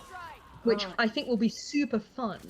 I'm terrified because obviously I'm doing it from memory, but the nice thing about that kind of trick is you can play it like a minstrel, have safety guards, have things designed to help you remember, and you can cut stuff short if you can't remember exactly what you were going to say, or go back to a refrain to help you think about things. Yeah. Analyzing stuff from the point of view of a performer is always very helpful, I think. Yeah. I was gonna ask about that. To what extent then are you using like Völuspá and Skama as a like alternate reference point of the other version of the text, right? Sure. And I look at parallels. I mean, it's a very boring answer, really, but ultimately I look at what is similar between the two. And if the wording itself is not, you get wording patterns, and the order of the lore is often very similar. Like what particular things are shared at a given time. I mean, I've got my own theory. I think I tend to go with the scholarly opinion that Regius is the one to look at as the sort of ur-text, if there is such thing, because Snorri's text is actually older than the Codex Regius manuscript, but so much of what he quotes is perfectly in line with R, so it suggests some sort of collective knowledge of what the most well-known version was, for want of a better expression. And so I tend to go by Regius. Hinskama is obviously in my thinking. But translation's so annoying because you can never fully walk the line between all of them. And what if Hinskama was a one-off, or somebody, you're playing with all these possibilities, and eventually you just have to sort of choose one and stick with it, but with full acknowledgement that that's what you're doing. On the subject of trying to become uncriticizable, this is what drives me nuts about trying to do anything about Norse mythology, because I'm going to get yelled at in the comments section no matter what I say.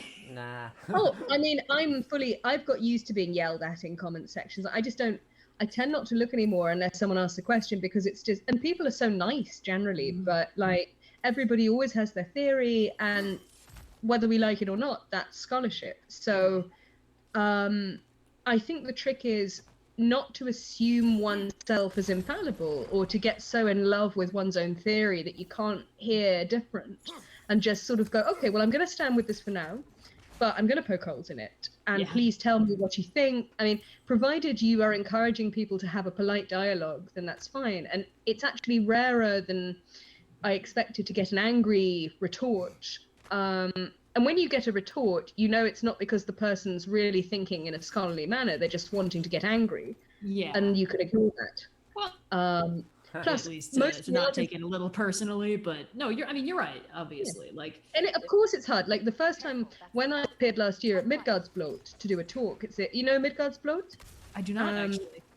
Big festival in Norway. It's a metal festival, and I was going to give a talk about, women poets who had adapted Old Norse, just to give a sort of whistle-stop tour. And they did a lovely publication poster. They put me on, they put publicity. It looked great. But the first comment I got was some trolls saying, "Oh, so her talk's about communism."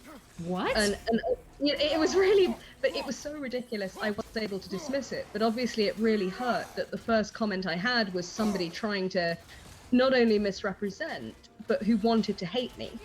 Yeah, that's what bugs me a lot of the time is like, there was literally nothing I could have done to, make this person understand my point, but it's hard for me to accept that because my job is explaining things to people, and running into somebody who will not be explained to is like, my first 4 levels of instinct are going to be, I did something wrong.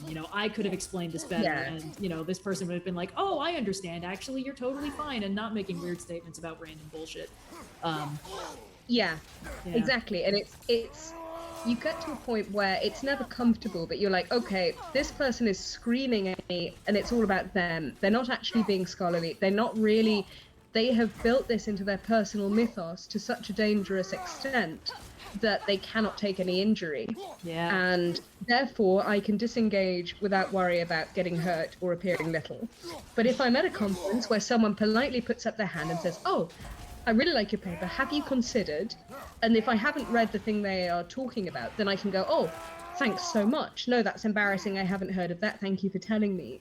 But generally, I think it's common practice not to want, I think any academic or just commentator or artist who seeks to embarrass other people by pointing out chinks, that that's an ego trip. Yeah, absolutely. Everyone who's seriously into mythology or art and just wants to help is going to come to you at the coffee time and say, I loved this. By the way, have you read this? Or they'll put up their hand really quietly and say, this is cool. What about this? Yep. And it feels like a dialogue. It's not, you shouldn't feel like you're under a hail of bullets. Yeah, exactly.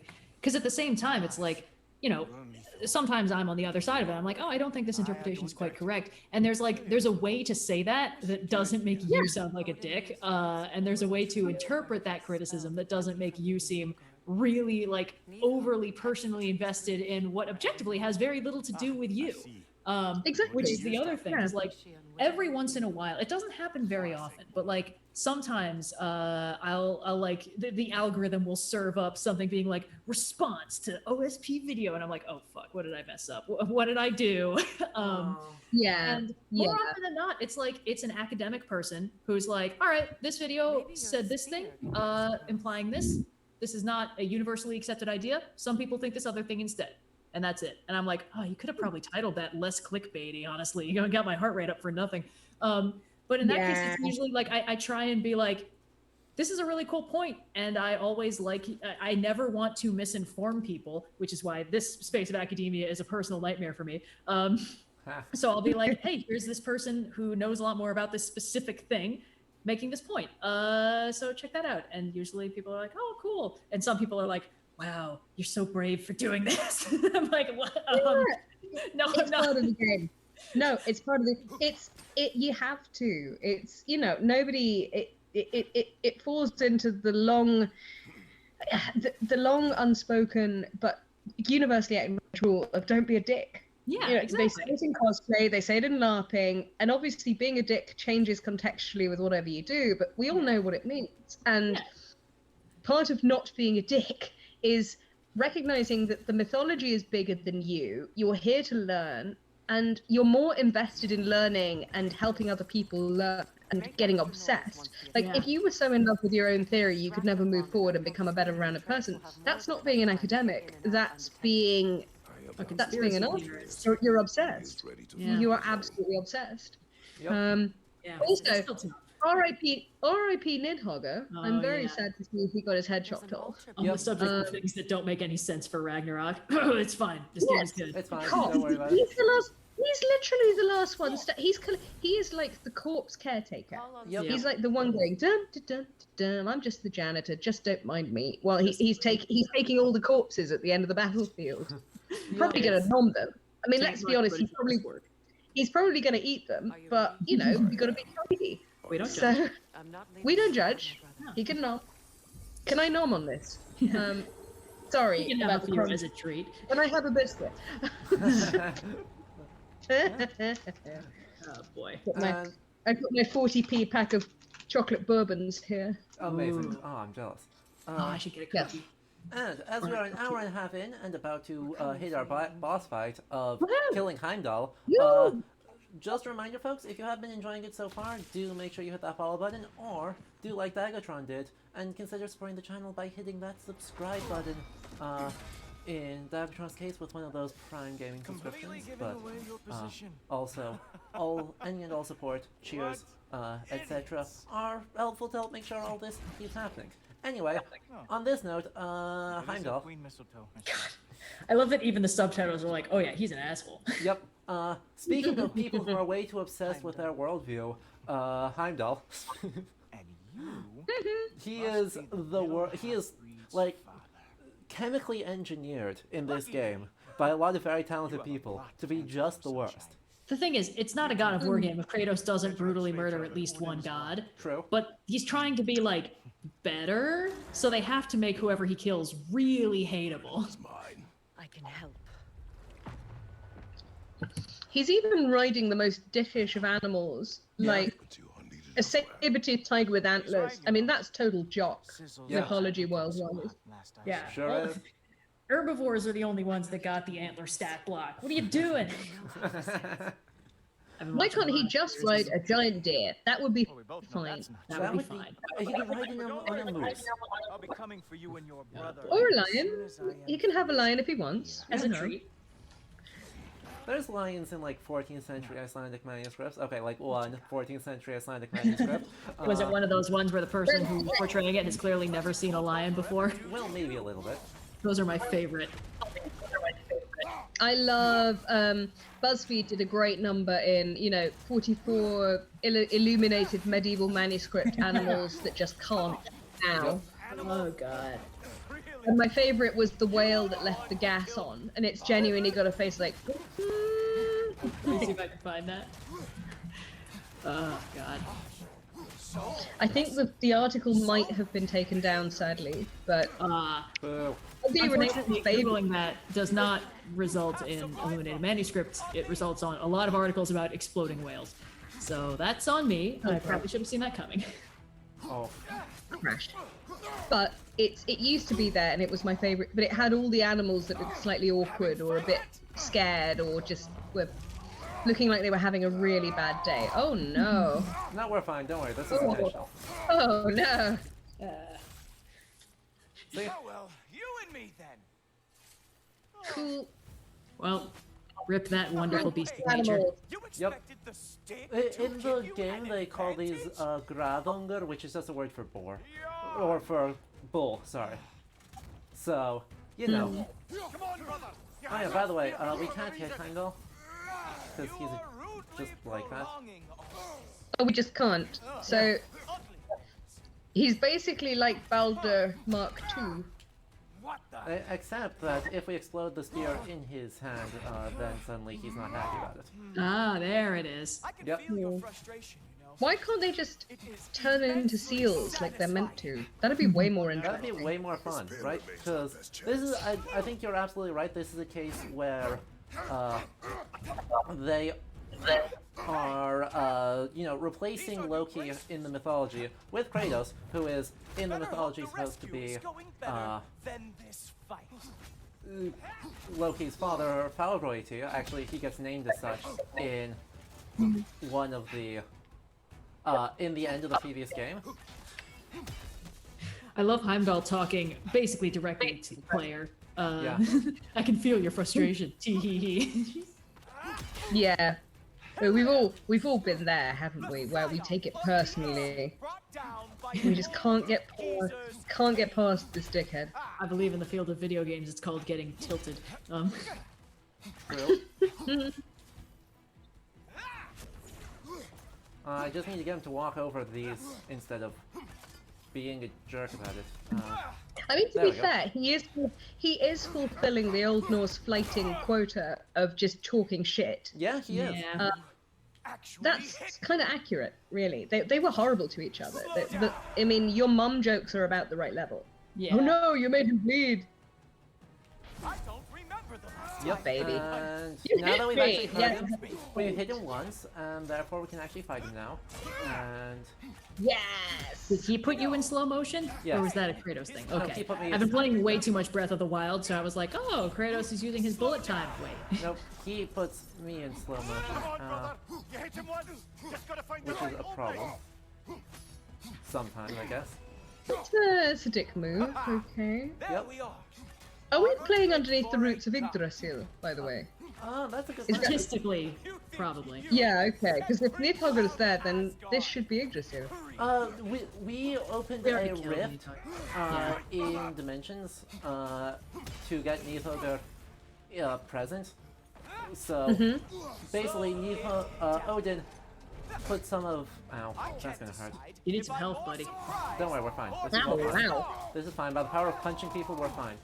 But earlier in the game, Odin tied a charm that kind of trapped Freya in Midgard instead of in Vanaheim.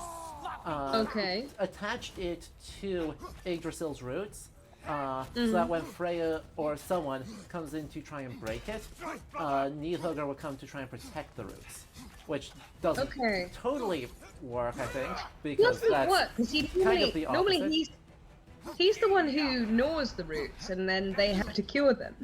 Yeah. Yeah, it's fine. It's a good video game.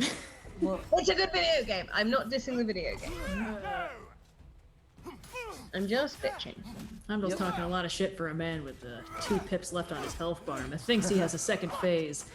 Yeah, he's trash talking to cover up the fact that he's scared now. Yep. And so, you know, our solution is to run a spear through his arm. Ooh. Yeah. Okay, stop. Oh, big baby. Yep, he is a whim. Ow, ow, Oh, ow, ow, ow. no. My father will hear of this.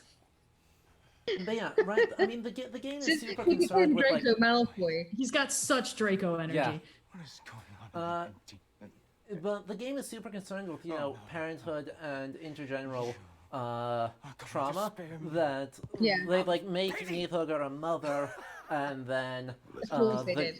Nidhogg's kids are like a collectible in the game, and so they're just like layering everything to always catch be 'em all. different families are getting kind of Definitely going to get him. variously butchered. Like baby Nidhoggers. Like That's- they're the lindworms, because there's dragons, and then there's Ooh. Draki, and then there's Lindormer, and those Sorry, are we- different Yeah. things. We just caught up to the arm thing. Yeah. That's rough, buddy. Yeah, You. Just yeah. walk away. Final warning.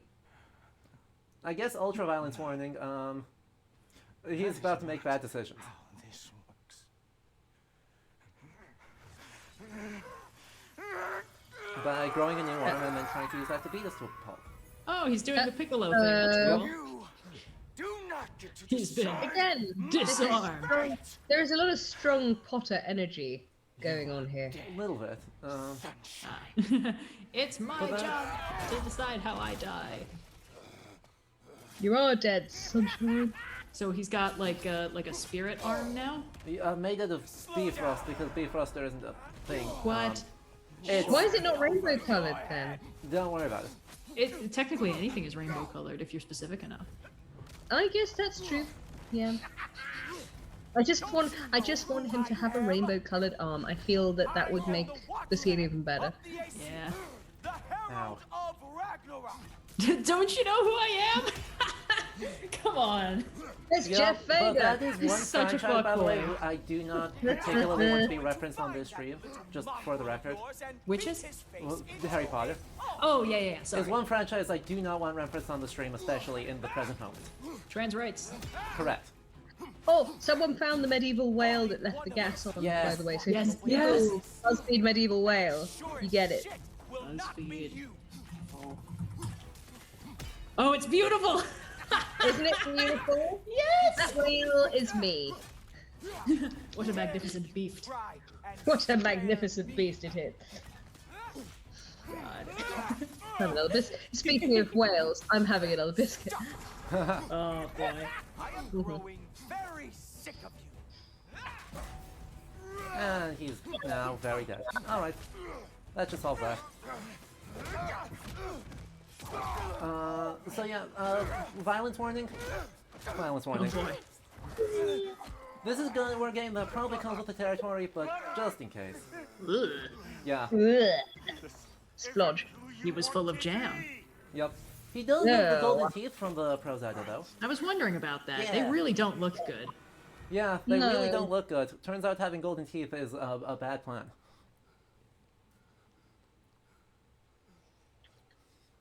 Well, All things considered, he's killed people in worse ways. honestly, yeah. They do a good So job farewell then. Yeah. But, yep, he's another example of, you Bye. know, our traditional Vikings.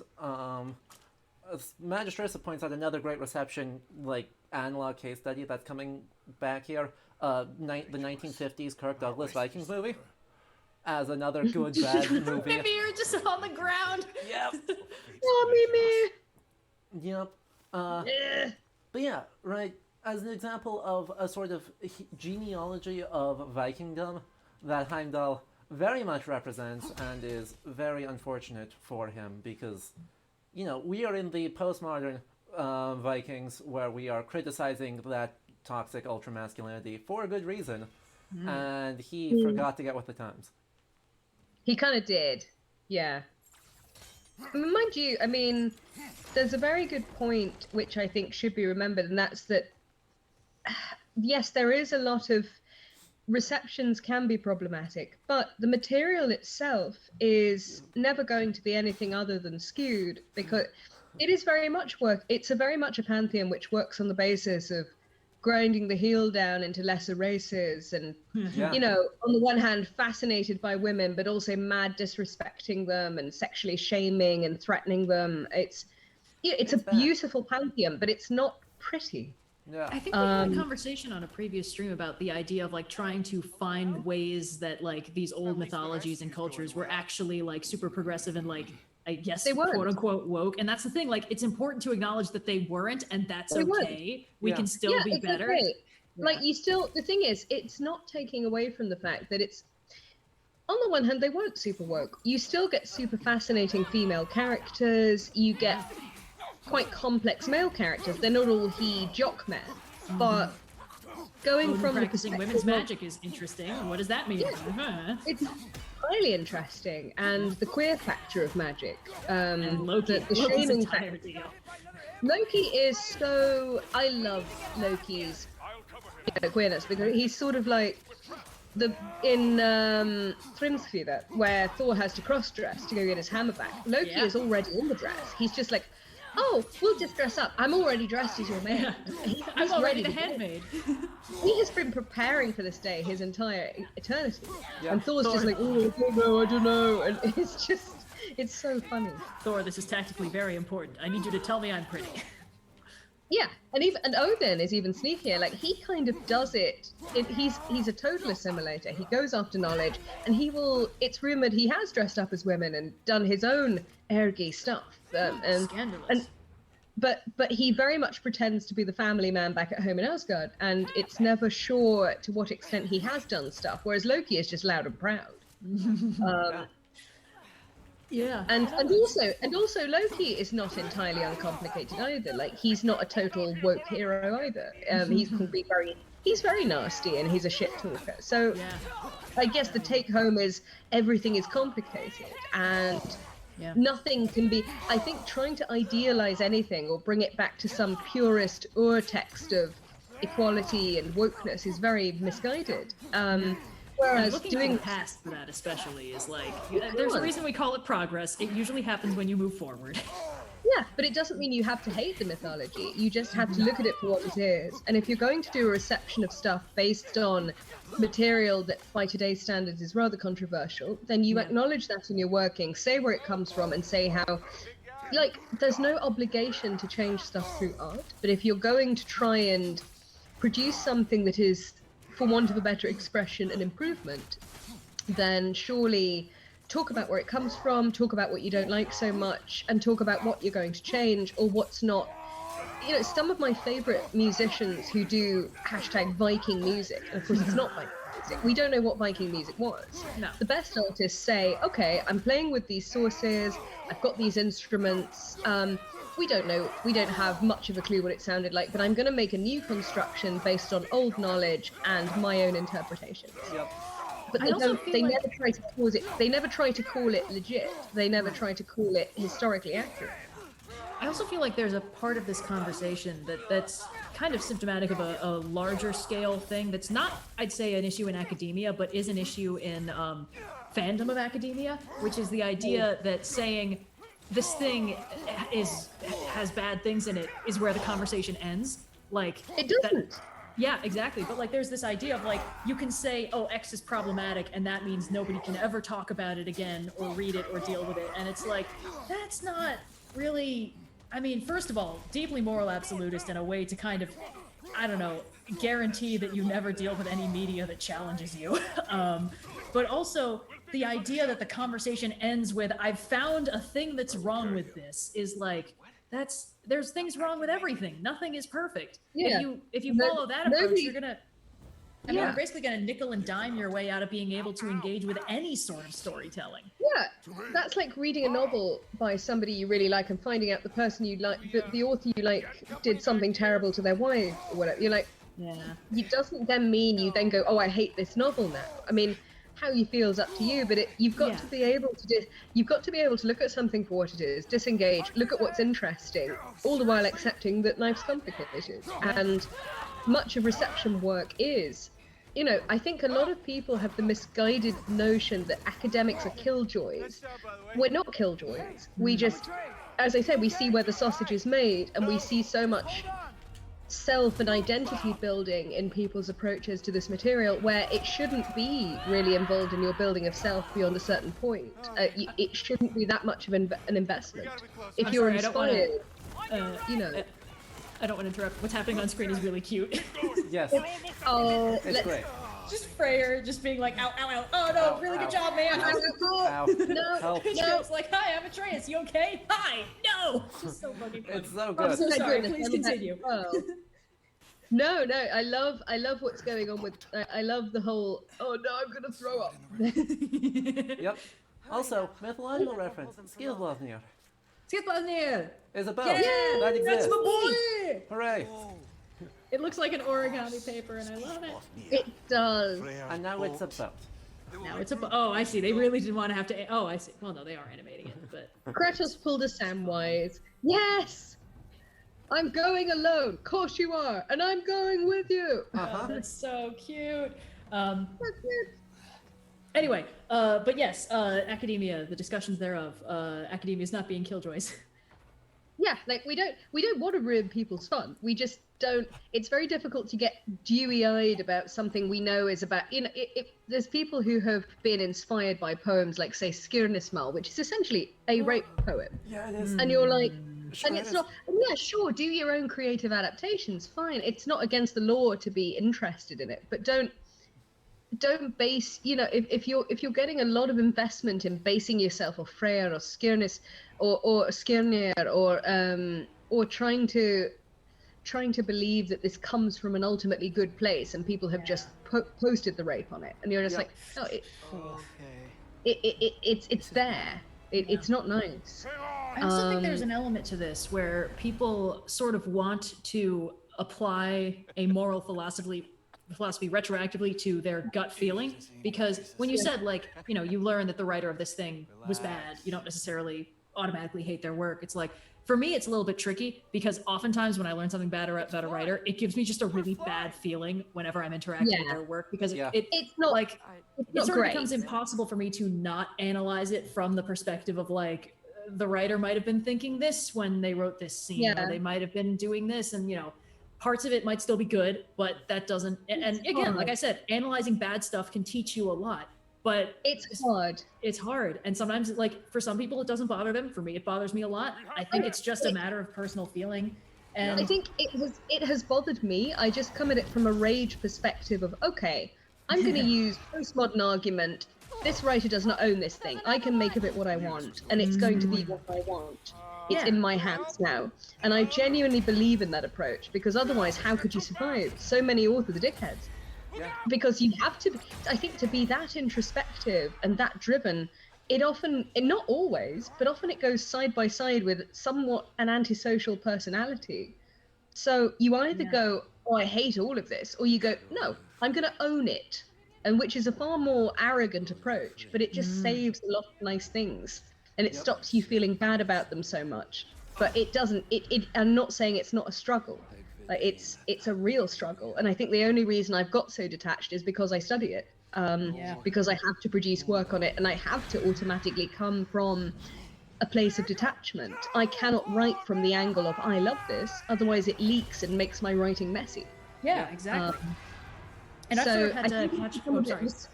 So all I was going to say is, I think I'm not the best person to comment on this, because I've just become a bit of a cyborg. And the thing is, I've had to sort of figure stuff out similarly, because I mean, you know, the whole thing I kind of do is, like, retelling a myth from a sort of, like, comedic standpoint. There are things that happen in myths that aren't funny. And earlier on, I would sort of just be like, I don't want to touch that part. I don't want to mention it. And then I was like, it's not really, like, it's okay for some interpretations to do that. But if I'm trying to frame this as, like, this is what happens, leaving out the bad stuff is bad. That's a bad thing for me to do. So I sort of had to find a way to be like, how do I mention that this is objectively horrible without making the whole video a massive downer? And it's, you know, it's tricky. But it's important, because, you know, I get people in the comments being like, why didn't you mention that this character that you like did this bad thing? And it's like, well, first of all, that was in a different myth. But second of all, I don't like thinking about it. It makes me uncomfortable. And I sort of had to unpack that second part. It's an awful, mythology by its nature involves a lot of unpacking, but I mean, it's a lot of narratives do, just because they're very, you know, they're prey to partiality 100%. So you're never free of the debates which happen when you look at the way the human brain affects what goes on in a story, and to what extent we're comfortable with it, and addressing our own biases as a result is one of the hardest things to do. Oh, what's going on? Oh dear, he's hurting. I mean, he's been hurting. Just a big He's been hurting. On that note, though, we do need to turn to a different topic, because folks in chat were wondering what the Old Norse that Birgir said was, and for that, bingo card. On that, there is a spot on the bingo card that says Der Fe Dei Freinder. Oh, there it is.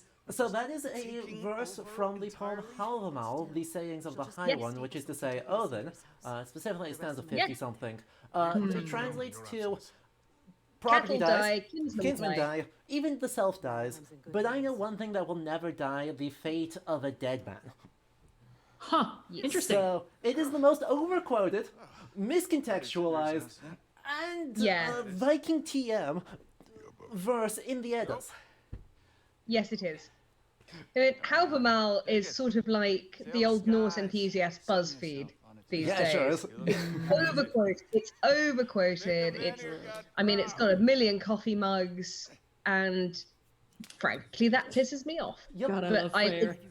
Sorry. Yeah. He's so good. No problem. He is funny, isn't he? Yeah. He's like the only person in this game that talks like a human being, and that's a little bit hit or miss in different forms of media, but it works for me in this one, because I think it's just because he's kind of a little bit useless. So it's just like he's like the token normal guy somehow who's just like I don't know. Mhm. He's Kratos just a doesn't guy. talk like a real person. Atreus barely talks Yeah, like a real none of person. them talk like real people apart from Freya at this point. Yeah. Yeah. Freya's the only person who'll be like, "You look like a walking ghost. Please get a tan on my sick ass flying boat." Yeah. Like hell yeah. I think that's super intentional though, because the rest of this is occurring in a very high mythological register, and Yeah. Freya's like, let's keep it down a check notch for with that. 3 and remind us that this is, at the end of the day, it is just a video game. It is just a game. Yeah. Why do you have to be mad? Mm. And it works. I think it works for his the kind of modern rehabilitated idea of Freyr as not, specifically enabling rape. Yeah, speaking of things that have been reworked a little bit. Freyr Yep. and Gerder. We Yeah. talked about that a few weeks ago.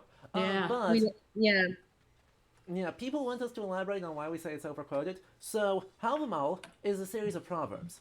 And just good advice, framed as Odin, just speaking through the poet, giving good advice, talking about some magic spells, hanging out. But then some of the advice in itself is self-contradictory. Like It's not there's one good. about good women, and there's one about never trust women, and it's like That smacks to me like it was written by more than one guy. It is a Yeah, collection of stuff.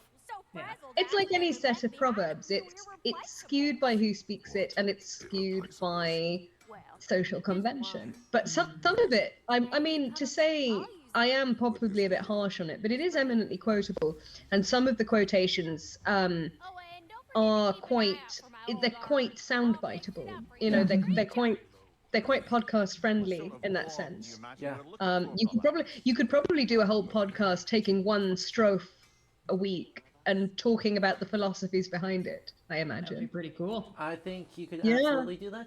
But why do we say it's misquoted? This particular stanza, I am convinced, is misquoted because every horrible person on the internet loves to use this as like the ultra masculinity, go forth fearlessly into battle. The Vikings did, they went forth, they died with their weapons in their hand, they went to Valhalla, and this stanza helps prove it. 10 stanzas earlier, Like there's a masculine, stanza that says yeah. if you throw away your life, you are an idiot and do not deserve anything. Classic maneuver. Yep. Classic. Yes. So, Yes, it's again, it's the hyper-masculinity culture of white Vikingism yeah, it is. that has misinterpreted that. Which is again But- another case of like this past culture must align with my personal beliefs and values. Like it's just the weird like conservative dude bro equivalent of the past must have been woke kind of a thing of like I need the past to validate my personal modern belief system even if it The dude doesn't. bro. Yeah. Love that. Yeah, yeah. Oh yeah. It's an Americanism, I think. A friend of mine was on the Nordic Mythology podcast recently talking about amulets and Thor's hammer amulets, and there was one mention of them being particularly prevalent in burials of females. And Yeah. I That kid you not, some dude bro on the chat did go, oh well, I'm throwing away my Thor's hammer amulet now. Was that For Katie? Christ's sake! Good riddance. Oh, if you are so weak, Thor has no need of you anyway. Anyway. Claire, was, I mean- was that Katie who was on it? Look, Or is that It someone wasn't else? Katie, it was Georgia, Oh. Georgia Sateki. Yeah. Okay. But yeah, it could have been. I mean, to be fair, Thor. could also have been Katie. But I mean, I talk a lot of shit. As we speak, I am wearing a Helm of Aru that I got in Iceland. And even though I know that that's not like a classic Norse mythology thing, I just thought it looked cool. It's like a pretty At least you- snowflake bracelet. that's fine. Wearing shit because it looks cool and not pretending that that's why we're wearing it is legit. Yeah. You know, we wear stuff because it looks cool. My sister Yeah. is a training opera singer, and she has the full Viking helmet with horns, which Oh, is hell of course yeah. total bullshit. But of course, it's fun to wear, and nobody pretends So it's not. important in opera. Hey, Jack. Yeah. Let's check in on the bingo card, by the way, because you just mentioned the Helm of Awe, and I'm going to count that as signing off the bingo card for the Veivisir or Eishjálmr. What? Horn Hey! helmet! But that wasn't in the game at all. That was me. Uh-huh. But we also talked about, the musicians earlier, and that means I'm going to also mark off the Einar Selvik / Wardruna. Yes, And we just Um, mentioned opera, so is that Wagner? Yep. I mentioned Wagner because of Oh, but that. we did mention Yeah. the helmets, so. And we did specifically mention that. But I also mentioned Sylvia Plath was inspired by Wagner, so Yeah. we've ticked both. We're doing So great on this. We fought we are several, doing so we've well. fought several Draugr. They're the dudes that are like on fire. So that's Feels wrong, elementally that's doing speaking. great. Gosh, we're already quite close. We're already quite close to a bingo just off of conversations in Oh, the stream. Let's man. go. The wisps that we've been fighting are the arbitrary single runes because they're just animated runes. We haven't seen the dual wielding axes quite yet, but we will. So, we're doing a great job on this. We haven't we done visited shitty- Alfheim, have which we is the done mushroom dimension, so I don't think that one counts yet. Have we done shitty flighting mini game? I think we mentioned flighting. We mentioned And- fighting. Heimdall had the spirit, but it wasn't a minigame. So, Heimdall Oh, was true, it shit was a talking an minigame. awful lot, but yeah. but he didn't. It wasn't the minigame. So we gotta just like truly stick to the minigames because it's not just AC Valhalla that has the minigame.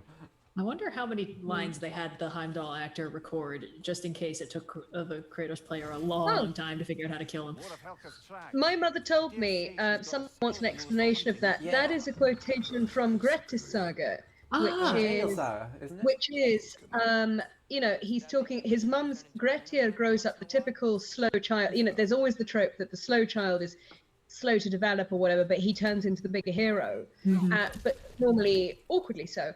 And Grettir's mom does promise him great things, and at some point he quotes, "My mother told me someday I shall have a ship," and whatever. And that's Aeol his Saga, quote. not Grettis Saga. If it's in Grettir, I don't remember it, but that doesn't mean it didn't happen. It's been a while since I read I'm through pretty it. sure it's Grettis Saga. But then who knows? My memory may have deserted me, but I'm pretty sure it's him. 'Cause his mum was sort of shipping him. She's the one who literally, likes and it, yeah. She's the one who likes him and encourages him, and his dad's kind of ashamed of him, but ultimately he does turn into the bigger, albeit more problematic hero. Kills Glaumr, the Icelandic equivalent of Grendel, who may even have inspired Grendel, as it Yeah. transpires. I was Yeah, not sure of hilarious. manuscript. It's Aeol Saga Scarlet Grimstone. Ah. Oh, is it Saga? Yeah. Ah, I thought it was Grettis Saga. Yeah, I Huh. just checked it, but yeah, it's like when he's 7 and he just like kills his first person at the ripe old Right. age of 7. There And you his go. mom- So Aeol, To be fair, that Yeah, does it sound was like a Grettir good. thing to do. it's, well, that's it. It's easy to get. And Aeol is sort of, again, it just shows how much types bleed into types, because I was convinced that was Grettir. yeah. But Ed is kind of, he's problematic as well, and he has a start where he pisses a lot of people off. But, That's an understatement. Precocious He gets- murderers are a favorite trope of the later sagas. they really are a favorite trope. That's But one yeah, of the that's earlier where, sagas too. It's just how the sagas be. It's just yeah, but it's moms are super supportive of the murderous second child often, and yeah, this is a promise of future greatness. But it's turned into a complete nightclub banger, actually. the sea shantification of Aeol Saga is an interesting space to exist in. It really is. Oh, Oop. Oh, oh dear. did something happen or is it just violence? It's just violence. I'm just looking at all the splitting Ah, going on. she went over Yeah. that ridge. But we can't follow her at So this now we time need of to night. turn to change the time of day, because this is the gimmick for the entire side questy area, is we have to change the time of day, to change the terrain, to go do stuff.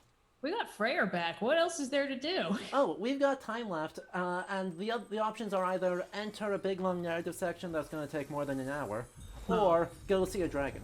So we're going to go see a dragon. I can go see a dragon. Yeah. Why is there a singing bowl? Reasons. Don't worry about Okay. it. The singing bowl lets us cause an eclipse and like summon Skull and Hati to do things, and that's good. I don't know. Hecla. Can't be fun now. Did the Also, texture just pop in? Little do you know. here we go. And the pet pig is named after the volcano, and that's fine. Oh, when we were in Aw. Iceland, the place where we were staying had like a house dog named Hecla, like the volcano. It was incredible. It's Cute. they're good. Was she Ooh. Icelandic, like an Icelandic sheepdog or one of the other ones? Black Lab. Aw, A sweetheart. Oh, Just cute. so cute. Fun fact. Incredibly chill.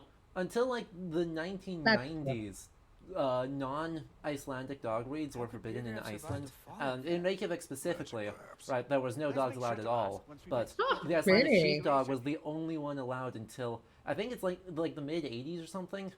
Wow. Yeah, you would never That's know if quite I'm looking at the curious. town today. No. Should be easy to find Birger from up here. Aw. Why'd everyone seem And so chat scared points of out this if you play the if you on that just note, do the bowl a bunch of times in a row, Kratos gets called out as just doing it to see the dogs. Ah. Aw, which is not wrong. Whoa!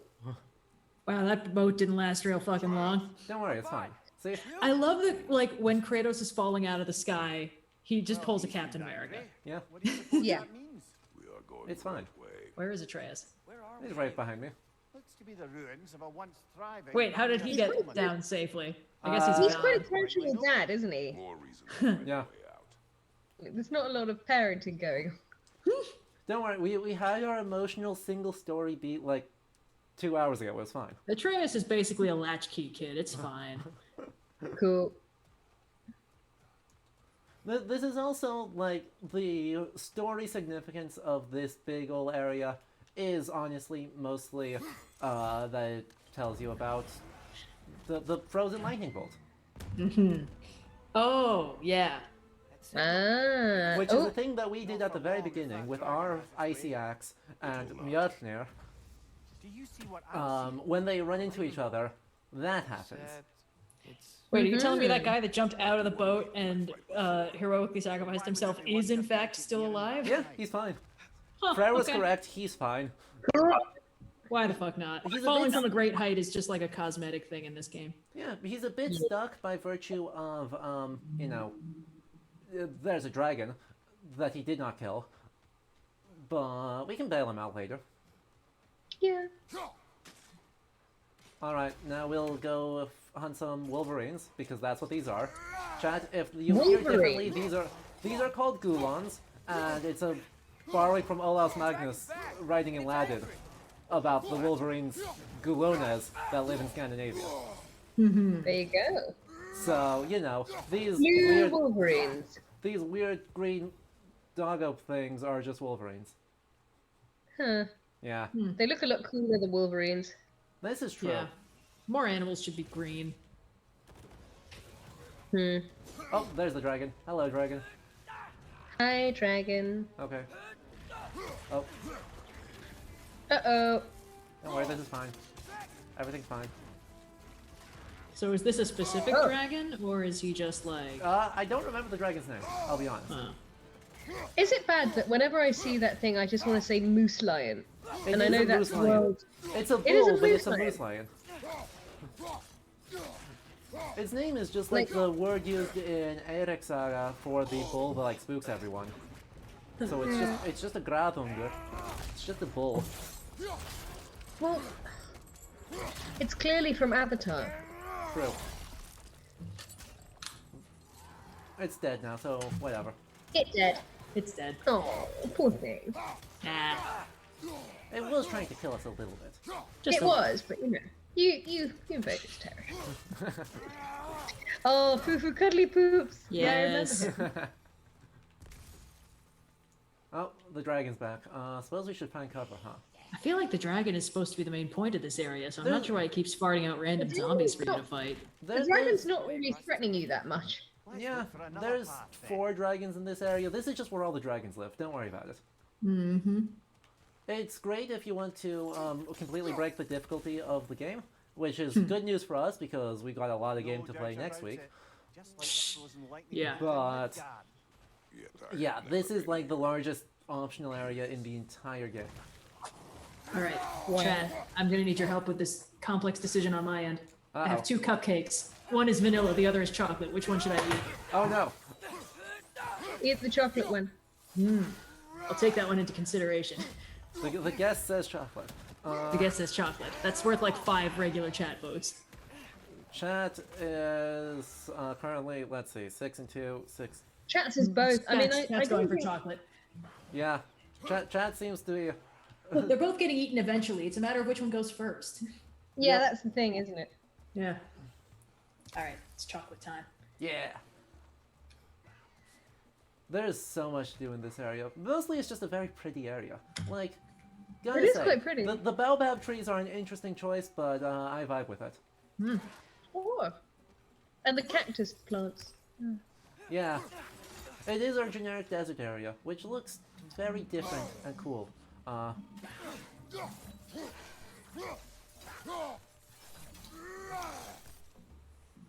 There's a good chocolate cup. Chocolate is hard to gauge. Doneness. You're right. Yeah. So is it burnt or is it done? These guys are good at this. And they use real buttercream for the frosting, which Ah. is good. So good. So I'm good. jealous. Dan, Benya used to live here? It's just a crater. It wasn't a crater. Big when they giant lived crater. here. Terrible Something news. happened to it. Stuff happened. Like, explosion? By the way, the stuff happened is Thor happened. This used to be a Ah. big inhabited Thor area, happened. and then Thor happened to it. I think Thor happens should be a badge. Yeah. Or like a bingo thing. Yeah. Yeah, that's about right. I should put in the ridiculous amounts of lightning and carnage for Thor on the bingo card. Oh, I should run. Flappity flap. It's a good dragon, like big fan. Good buttercream. Very classical, very like classic dragon energy. Yeah. Yes. Not sure how I feel about that. No, solidly not the Fafnir Yeah. tradition of being a dragon. But It's not Yeah, this really thing good. looks like it could have come out of Skyrim. Well, no, sorry. It has a color, so it can't have come out of Skyrim. But other than that. True. It's Skyrim. Yeah. Uh-huh. Other than that, that is just the standard, 100% stock standard. Oh, that's gonna hurt. Big ol' Smaug, chiefest and greatest of calamities energy. Yep. And you know, I Very can't be too unsubtle. mad about it. It is kind of, pretty. well, you want a clear case of the reception being itself. Yeah. Dragons are the ultimate example of that. They are. Yes, they are. Hence the God, interest. Paul Acker has an article Crystals are valuable. on just like people who die according to dragons in the Norse sagas, and points out right that there's like an entire tradition of dragons that is just a reception going right back to Isidore, but then also very, very standard understanding of like the European dragon. Yeah. Oh, that's bad. He came and gave us a talk about dragon history last year. Amazing. I'm It jealous. was pretty fun. Yeah, it was pretty fun. It was only a short one, and most of it was images and this is a Lindorm, this is dragon, and this fires missiles. And I think you could go on for whole days about it, to be honest. Yeah. But oh, Oh, and by the way, God. these ones that we're fighting are not Lindorms, they're Tatzelworms, because, yeah. you know, if we're looking at our folklore, we mentioned, like, the folklore mythology blending with the Nuken earlier, Oh yes. early modern German. So, you know, we get all of that. Yeah. Yeah. There's a lot of black, and some when you look at some of my favorite dragons are medieval illuminations again, or whatever. I mean, dragons are not universally big and scary. Some of them look quite small They're and cute. squitty. They're so Yeah. cute. They are, and they can be defeated by elephants in some cases. I mean, like, canonically, according to Pliny and Isidore, that's what beats dragons. Just throw an elephant at the problem. Throw an elephant at it, much as Hannibal did, and look where that. Exactly. On a completely unrelated note, if you want to laugh, go to rathergood.com and type in Pavarotti loves elephants. And you know that aria that goes La Donna Immobile, and it finishes elephants, yeah. And someone's posted a picture of him with a bunch of dancing elephants. It's Incredible. all about how he loves elephants. Sorry, what was that search? Pavarotti loves elephants. Just type that and you'll find it. Oh. Meanwhile, I'm going to fight Ao, who you know, doesn't have the dual wielding axes, but does have the ludicrously oversized sword that doesn't make any sense. Gosh, no. he does. It's a Flash player thing. Flash doesn't work anymore. Oh no! No! Pain. Suffering even. Oh, he fully is not Is bothered by that a that. big sword? Or are you just pleased to see me?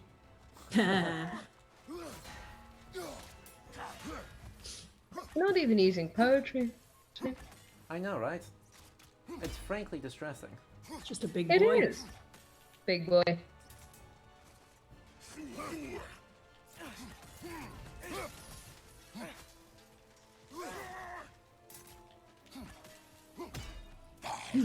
Oh, no, don't, heck. He used magic though. That hurts.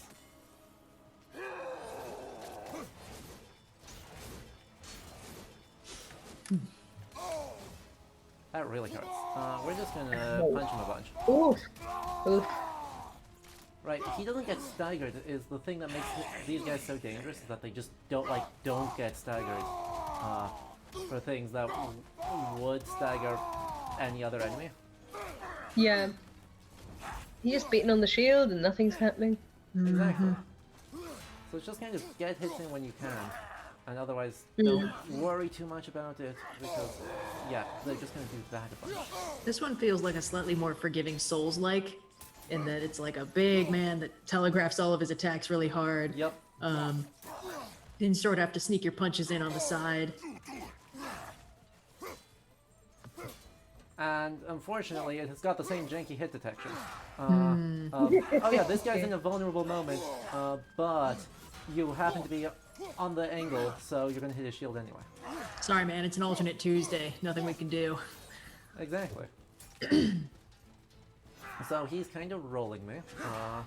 I think chat's discussing the idea of certain monsters being based on certain skeletons or fossils. Yeah. I think it's one of those things where it's like, it's probably highly situational.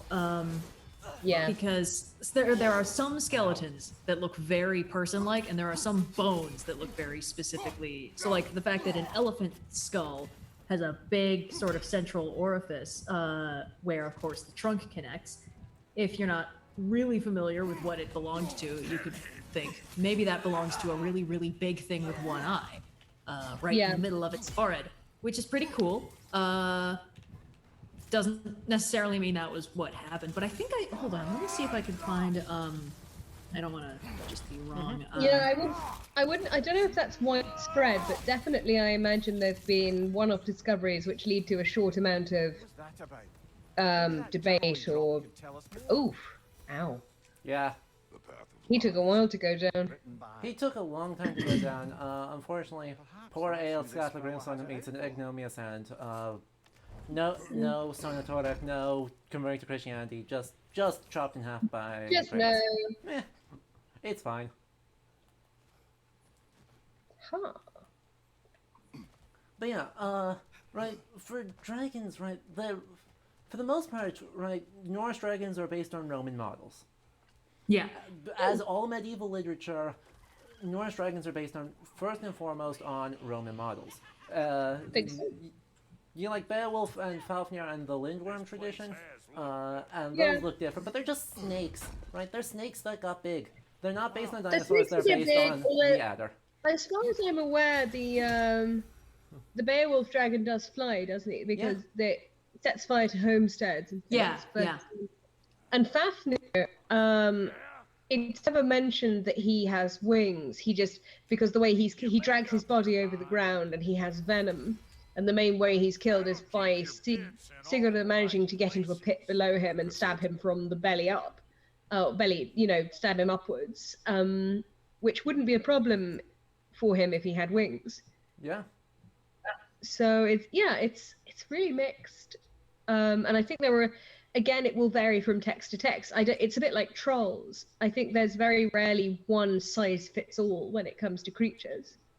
Right. Okay. I managed to find something that is not 100% bullshit, which is the American Museum of Natural History has an article about called Greek Giants. which is about how the idea that certain skeletons could have been misinterpreted as giants. There's also a quote from the Greek historian Solinus from about 200 CE.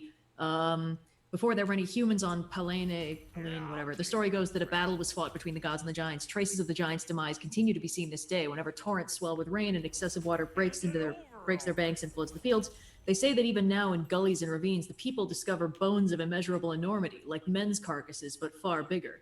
Could have been a lot of things. The thing I remembered but cannot find a reliable source for is the idea that the ancient Greeks found like skeletons of bears and were like, wow, like a man but huge. This must have been an ancient hero. And then like reburied them with stuff. But all I can find is an article from a website called History Ray Told with the subtitle, What the Fuck Even Was History?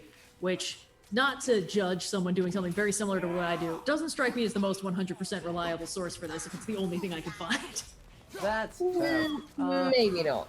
There is actually a really fun example of this in a Norse context, though, and that's with the tooth of Starkather the Strong.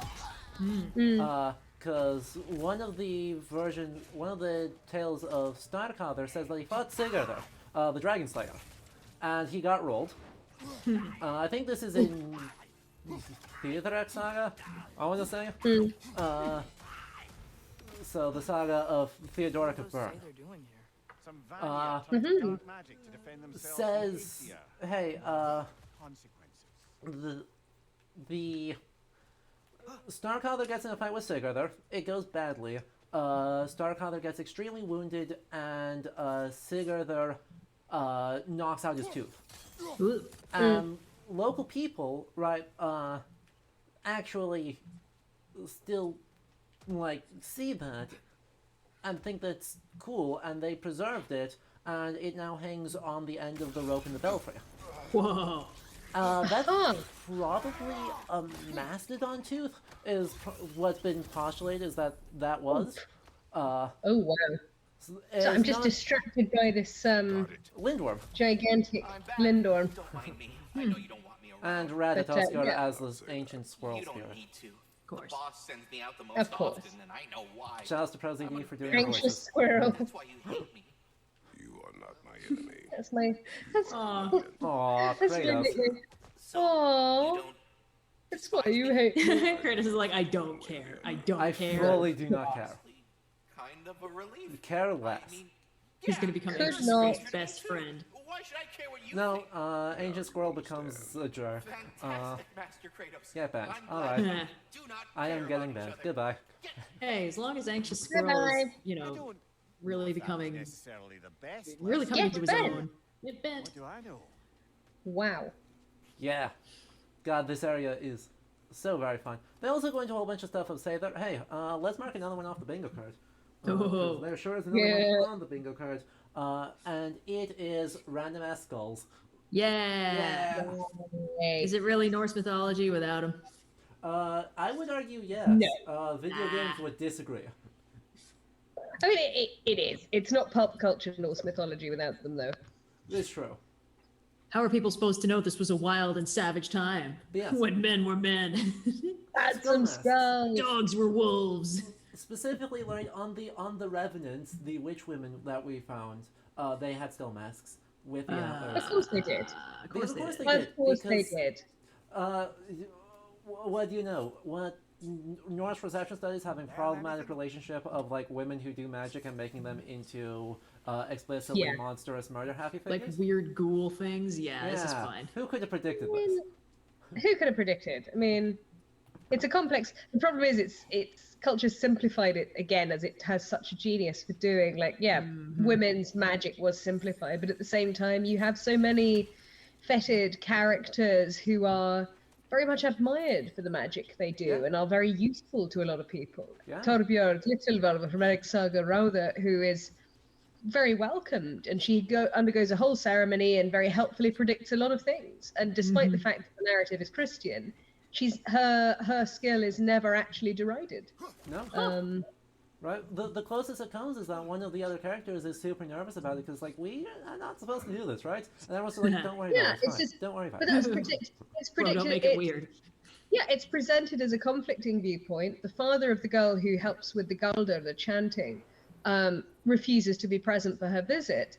But the owner of the homestead persuades the Christian girl, oh, please do, you know the old chants, please do help us with the singing. I know you're Christian, but do it for our guest. And she goes, oh no, I can't, but yeah, okay, fine. And then she does it. And it Twist is my the arm, most why don't you? beautiful rendition anyone had ever heard. Of course. Of course it was, because she was dying to do it all along. She just had to appear to demur. Tale as old as time. The girl who's like, oh, no, Tale I as old can't as time. sing. I couldn't. Oh, you know. Oh wait, no, I'm the best ever. Yeah. Yeah. But yeah, All the it's, good men gone. And where... Anyway. I the hope I fairy actually remembered godmother. Yeah. Yes. I forgot to actually open up the shortcut. That's really dumb of me. We're going to change it tonight, and then I think we're going to wrap up stream because we are at 3 or 2.5 hours. And doing all of this, exploring all 4 dragons, not going to happen. Aw. Yeah, it's going to take too long. That's we got about some ground to 6 cover hours next of gameplay. time. So we're not going to do that with a whole bunch of that because we need to move on and enjoy all the fun animals. But I think we had a phenomenal conversation here, covering a wide range of stuff, like super wide range of stuff. But yeah, I mean, I feel a bit bad that a lot of the time we had we were having these super interesting conversations, which were obviously in a wider sense to do with what was going on, but there was some really intense batching points. And I felt like I was ignoring them to talk about Plath or, you know, to whatever. Nah, that is a feature, not a bug. That is what we love about this series, is we can go as far afield as we want, and it is continually so interesting, pretty. and there's a lot of good stuff that happens for it. We do have another compliment redeemed here at the end. So, what is one of the things that you saw that you thought was cool that you didn't get a chance to talk about? I'm liking the squad that this game is building up around Kratos. I think that it's kind of sweet how last game they were like, Kratos, you gotta learn to be less of a dick man. He's just like, and then this game, he's actually kind of succeeding. I just think it's sweet. It is sweet. Yeah. It is a good character writing, and it is nice to see that they've actually thought about the characterization going forward. Yeah. Yeah. Yeah. Time for the bowl. So we're gonna change it to night because nighttime is even prettier. Because come on. Night is pretty. Look at how cool it is. Oh, look. It's actually so sick. It's so gorgeous. Gorgeous. There's so much to do here. I love it. But yes, to highlight what the plan is for next time, when we come back, actually, I may do just a stream on Tuesday that's just me, to just hang out, not have serious conversations and just burn through all of this area. And then next week, 1 week from today, is going to be the finale of God of War Ragnarok, because we are coming right up on the tail end. There's only about 3.5 to 4 hours of gameplay left in the main story. Easy peasy. Easy peasy. So we're going to try and burn through all of that 1 week from today. And that'll wrap up our time with this game. But it is kind of have a nice big retrospective. And honestly, that's another thing I liked about this particular one, as you being our last guest, special guest for the series, Claire, is that we did go into the meta level of talking about, academia and this very long, very disputed afterlife of this world space. Yeah. And all the fun ways, right, people historically have gone to think about it, from garbage translations of Vilispel that are more interested in the etymology than in the actual things that are being said, to all the fun gender stuff that Sylvia Plath is doing. Fun gender stuff might be Fun, it's sarcasm. But yeah, I think you get really meta when you get into the man, everything's a reception and nothing is pure, and then you're really cooking with gas and you can really get to the nitty-gritty. But also, that's the space Yeah. we both work in all of our stuff. Because you can think about the trace or the echo. I always think about the echo, and this is echoes upon echoes upon echoes upon bingo cards worth of echoes. Yes, precisely. It Yeah. is, and that's how we roll. Echoes upon echoes upon echoes upon echoes to infinity Exactly. and beyond. Hey. If it creates gorgeous spaces like this, I'm always I'm a delighted when we fan. get more fun echoes. Yeah. Yeah, I think Echoes is a great way. It's a great title for a book. It makes sense, actually. Yeah. Um, I mean, and it's one day if I'm ever lucky enough to be able to write a book, maybe I'll consider Echoes as part of my title.